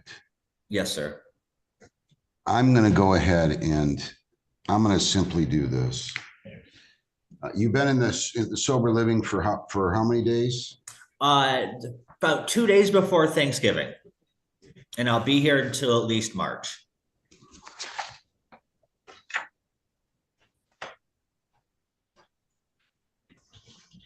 So you weren't there on October 10th. No, that's when I was in beginning step, but I switched it to this place because it was a better opportunity for me.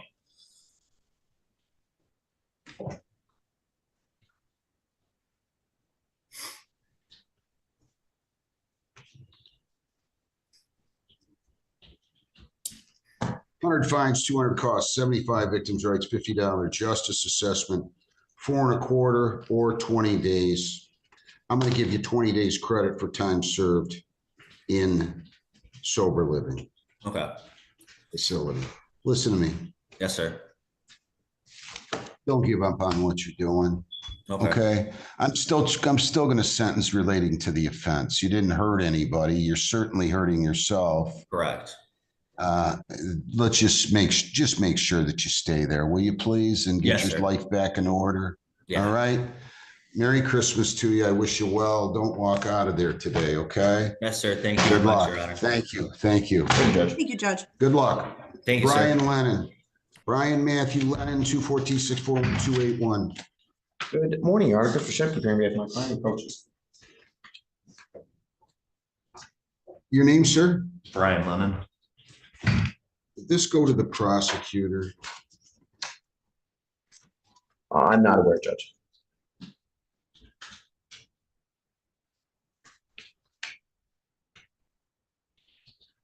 All right, Wayne County roads were notified. They didn't show up. They were the victim. That's why I said that. I've read everything. Defendant granted early discharge from probation. Sir, stay out of trouble, please. Yes, Your Honor. Okay. Merry Christmas to you. Good luck. Thank you, Your Honor. Thank you, Judge. Your Honor, I don't know, you might be the wrong one to ask, but register of actions. Judge, I can take care of it. Sorry about that. Okay, Thank you. thanks. Persinger. Brandon Russell Persinger, 3R 720609. I'll need Emily on this one. Michael A. Carmen, 738 from the defendant, Your Honor. So, your name? Brandon Persinger.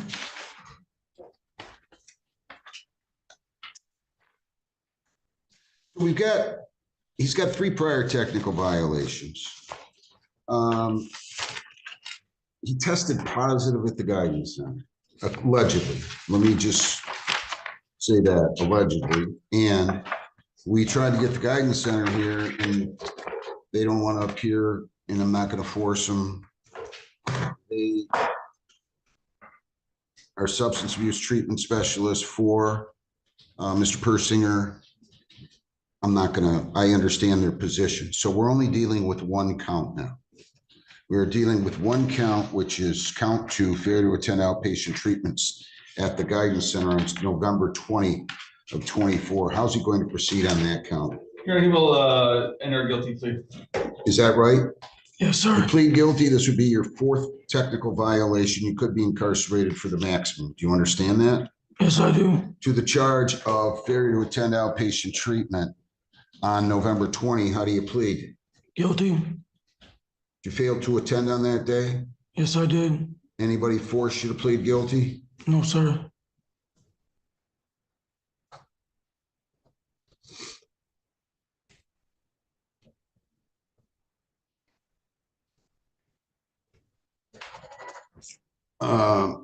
Ms. DeCino told me her intention is to move to dismiss count 2. I'm gonna go ahead and dismiss it. She can do it when she comes in here formally. We called her. She's probably tied up with a client, probationer. Is there anything you would like to say? I'm getting very concerned about you, Brandon. I'm sorry I let you down. All I can say. Brandon. Sobriety court, nobody said was going to be easy. I never, ever have led anybody to believe that this was going to be easy, but you're not doing very well. Really. This is 4 violations now. You have to be more diligent. You have to show up. You have to make sure you're negative. I don't know what happened at the guidance center. I presume, I know they would not have told us that you were positive if they didn't believe you were positive, but I'm not going to hold that against you for this purpose. But you're not kidding anybody. You're not doing well.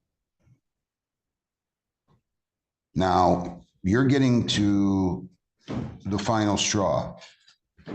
That's not good. Your appearance, Ms. Tessino? Emily Tessino. I explained everything. He's pled to count 2. You moved to dismiss count, I'm sorry. He pled to count 2. You moved to dismiss count 1? Yes, I don't have any more. And I explained that they didn't want to testify, and that's fine. What do you want to say, Mr. Carmen? Your Honor, just as I'm sure you're aware, having known Brandon through sobriety court, works a lot. Works 12 hours a day, 7 days a week at Roush Automotive. Makes $23 an hour. He has 6 children, 3 of which live with him. He gets a paycheck tomorrow. If the court is inclined to give him fines, he can pay that in full tomorrow. If he faces any jail time, obviously, he's going to lose his employment with Roush. And obviously, Christmas in less than a week, well, really be a not very memorable Christmas if his children didn't have their father there. You know you're looking at a whole year here, right? Yes, I do. I mean, this is a whole year.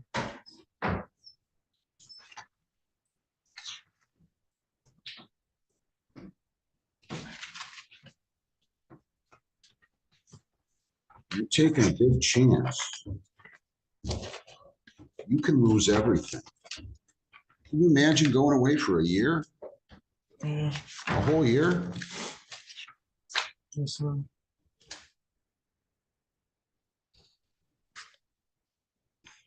What do you think here? He did just test him yesterday, but he does have a He doctor. did? He has I was doctor. at the hospital. He was at the hospital yesterday. He did provide me that, so I do want him. Was he at the? Go ahead. Let me see the notice. I don't need to.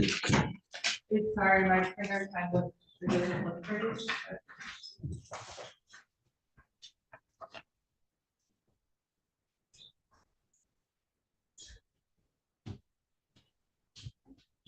Doesn't really tell us. I don't want to talk about it. He sent me a picture of it. He cut himself pretty bad out.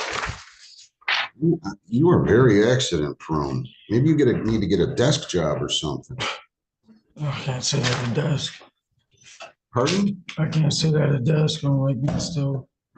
Why? I know, but you're constantly getting injured. I mean, I don't know what's going on, but let's not talk about it. What do you think? I cut you off. I'm No, sorry. you're okay. You know, I can empathize with Brandon in some things, you know, he had been attending his treatment as ordered up until then. It does seem to be like he starts to get ahead and then something happens that he's sick, injured, misses work. I think he does have a lot working against him. But you know, You look tired.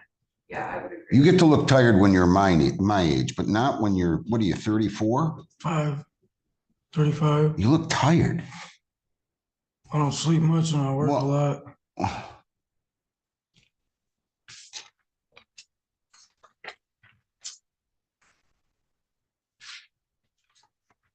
I don't know what to do with you. I mean, I really think you should go to jail. I'm not going to take into account that other case. That's the only reason the positive reading at the guidance center. I'm not going to take that into account. That wasn't proven. That's the only thing that's going to save you.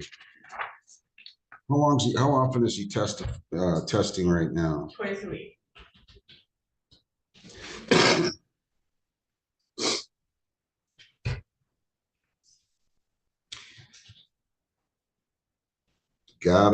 You gotta be more diligent. If nothing else, when you walk out that door today, I want you to understand that you are on thin ice with me. I can't continue to give you breaks, Brandon. I understand. Pay additional costs of $50, attend a day on the court work program, pay $35 for that, total $85. So I'll go right. I know you're having money problems. Did I cover everything? I'm telling you, you gotta stay with us. You'll be sorry if you don't. A whole year. Is that your mom? Yes, that's what I wanted to tell you. The main reason I was messing up where I was living, I'm being emotionally and not physically, but emotionally just beat to death, and it was a real bad living situation. The person I was staying with that's mentally and emotionally abusing me is also an addict, but me and my mother just got approved for a place, and Good. I'll be out of that situation that was causing me all these problems. I told you can't be around. I had nowhere else to go. Well, good. Go with your mom. Maybe that'll help turn things around. Good luck. Thank you, Judge. Thank you very much, Your Honor. Stay out of trouble, Brandon. Don't force me to do something I don't want to do. All right? You're with me? I'm with you. Roscoe Terrence Britton, 24F306055. Michael A. Carmen, P73824 on behalf of the defendant, Your Honor. Sir, your name? Roscoe Britton, Your Honor. So your client pled guilty to operating while impaired on November 7th. He was referred for a screening and assessment. He was going to do Grosio Court to School program. And that's when I had to go to a funeral and we had to cancel it. And my apologies to you, sir. So we rescheduled for today. Now I can do one of two things. I'll sentence you today if you'd like. Oh, you're from Flint, aren't you? Yes. Yeah, we don't want you to have to come back. Good enough. Yep. Have you had a chance to review the screening and assessment with them and are there any material additions, corrections, or deletions?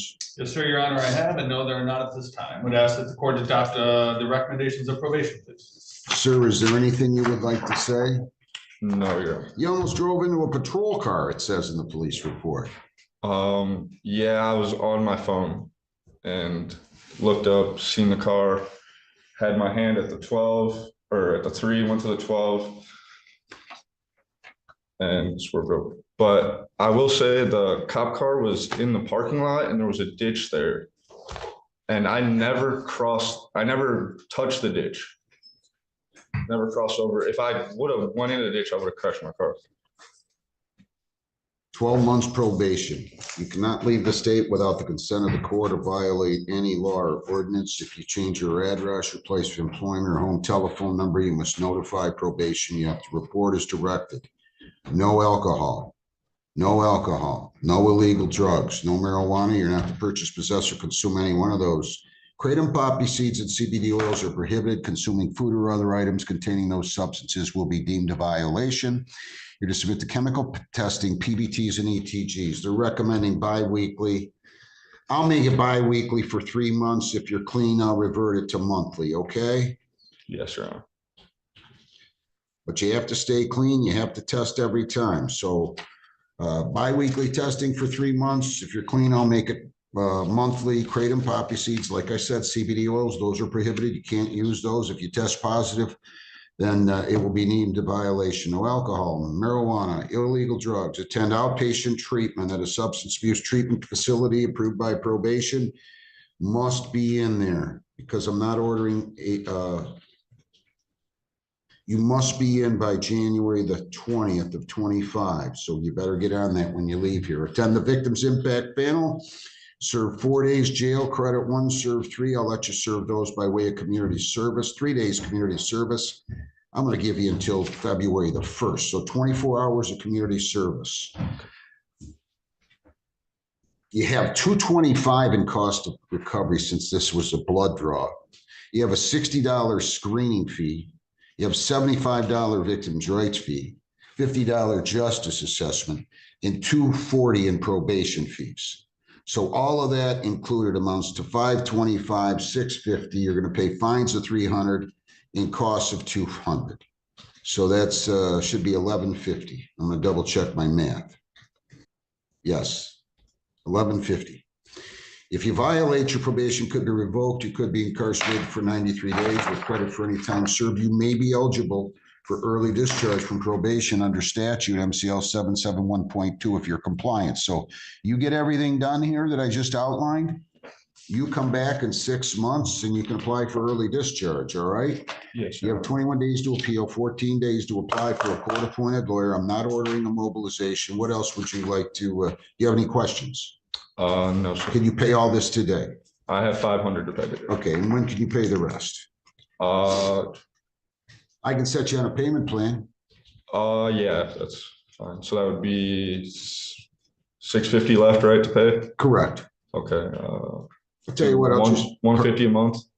That's fine. And I'll just pay it off early, but I don't want to commit to I understand. higher, You pay $150 monthly, and I'll start that on January 15th. Okay. Yes. If you need more time, call the court. We'll go on Zoom. You're from Flint at 8:30 in the morning on or before any due date. I'll be happy to give you a extension. Just don't ignore me. Yes. Okay. You understand what I just said? Yes, sir. You'll meet with probation. Go down, pay your money, meet with probation. They'll instruct you. Good luck. Thank you, Your Honor. Call in Emily. Emily, I need. People against Alexander James Ross, 24B 713-222. Like Carmen, 273, one and a half to defending your honor. So I did arraign Mr. Ross, and he understands the charge. I appointed him a lawyer, that lawyer being you. Mr. Ross, your name again. Alex Ross, Your Honor. What are we going to do on him? What is he going to do? Your Honor, he's going to plead guilty to count 1. I'm sorry. It's just count 1, correct? Yes. Is that what you want to do? Yes, sir. If you plead guilty here, this would be your third technical violation. You could get 15 days. Do you understand that? Yes, sir, I do. Did you sign, read, and understand the advice of rights? Yes, sir. You read me the rights and I signed them. Right, right. So I went over the rights verbally with you, right? Correct. If you plead guilty, you're giving up all those rights that I talked to you about 20 minutes ago or whatever it was. Do you understand that? Yes, sir. Hang on. I want to make sure you understand them. Do you understand them? Yes, sir. You plead guilty, you're giving up all those rights. We're not going to have a hearing then. You understand that? Correct. You still wish to plead guilty? Yes, sir. To the charge that you failed to complete the domestic violence program with 12-week follow-up. How do you plead? Guilty. Did you fail to complete the program with 12-week follow-up? One more time.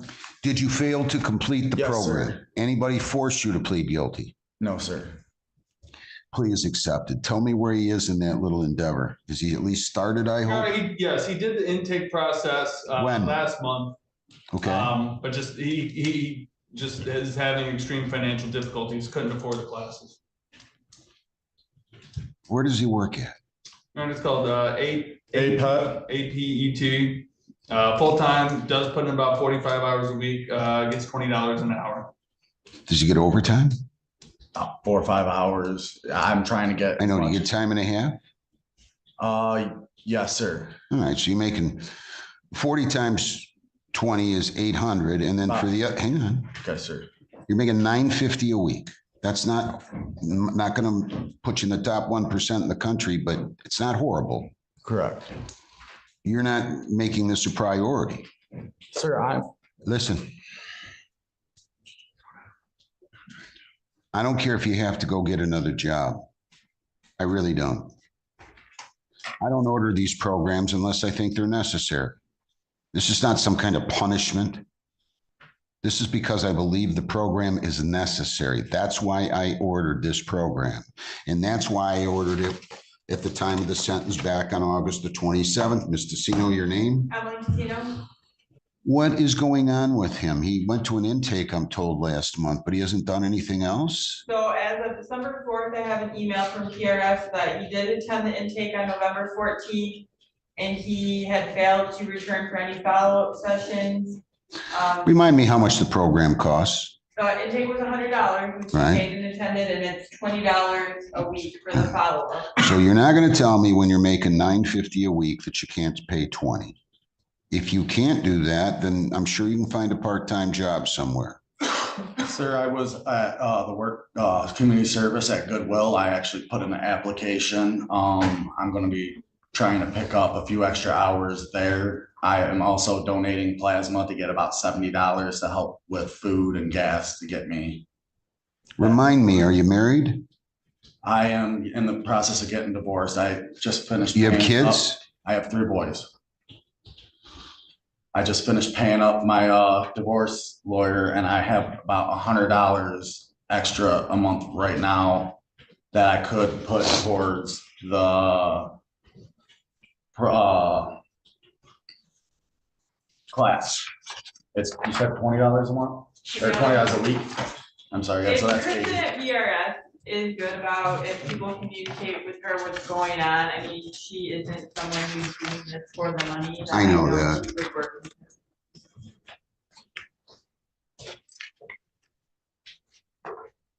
What do you think? He did complete his community service, so I'll give him credit for that. It's just, to not show up and not even contact me, I would have told him that Kristen would have worked. with I've him been had I coming- known it was money. I had no idea that it was a financial issue. He came up a couple times because I, had to kind of re-explain the process and what to do. And then, he attended the intake, and then to just be so non-compliant that his case is closed. That's what I don't like. I don't either. I was actually in a couple times to see her. Last Monday when she was sick, I was in. I've been coming in to speak to her. I did leave her a message on Tuesday to see if my new girlfriend could write her in my stead so that she can read through and help. The young lady that sits at the desk with the black hair, probably seen me at least once a week, like the last 2 or 3 weeks. This is your last chance. Yes, sir. Pay additional costs of $50, attend a day on the court work program, and pay $35 for that. I'll go late on the costs. I shouldn't. Your total's $85. You can pay the costs by January the 15th. Set them up on the court work program. You better get in the program today. I don't want to hear any more about the costs. It's only $20 a week. I don't care if you have to go pick up pop cans at Elizabeth Park. I really don't. I want you to do the program. You don't do the program, we're gonna have a big problem. Don't come back here on this violation again. Do we understand one another? Yes, sir. This is the last thing that you had me signed up for. Good. Good luck. Merry Christmas. Thank you, Mr. Carmen. Thank you, sir. Merry Thank you very much, Christmas. Your Honor.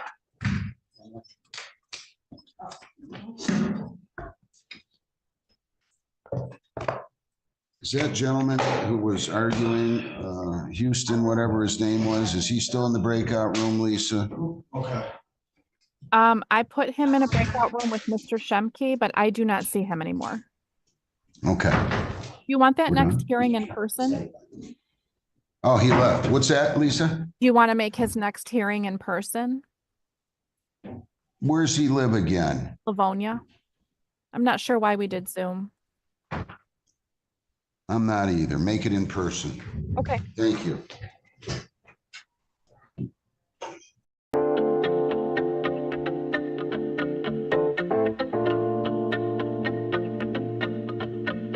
Well, the Houston kid gets to come back in person next time. Our favorite little whiner who just can't make adulting adult. He'll get to make his presentation and his arguments in person. And ladies and gentlemen, that's the show. What can I say? It's been about 2.5 hours almost. 2 hours and 20 minutes. What can you say? Thank you everybody for coming out. Chat has been amazing. I almost died during Simpson's docket. I laughed so hard. I greatly appreciate everyone commiserating with me with Miss Munson. I needed friends with that. I definitely needed friends with that.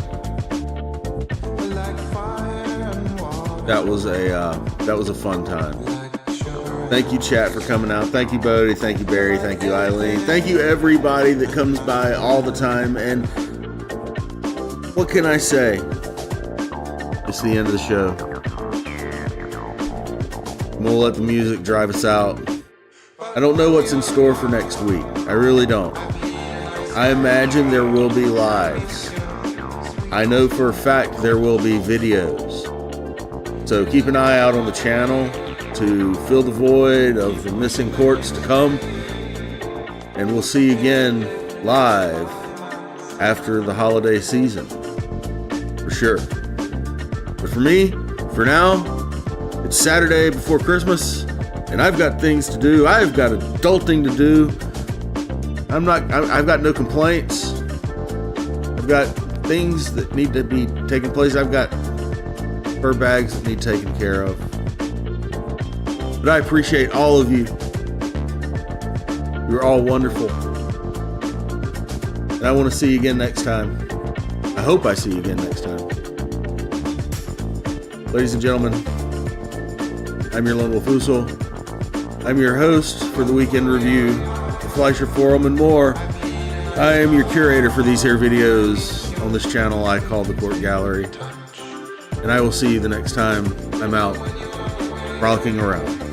Peace out.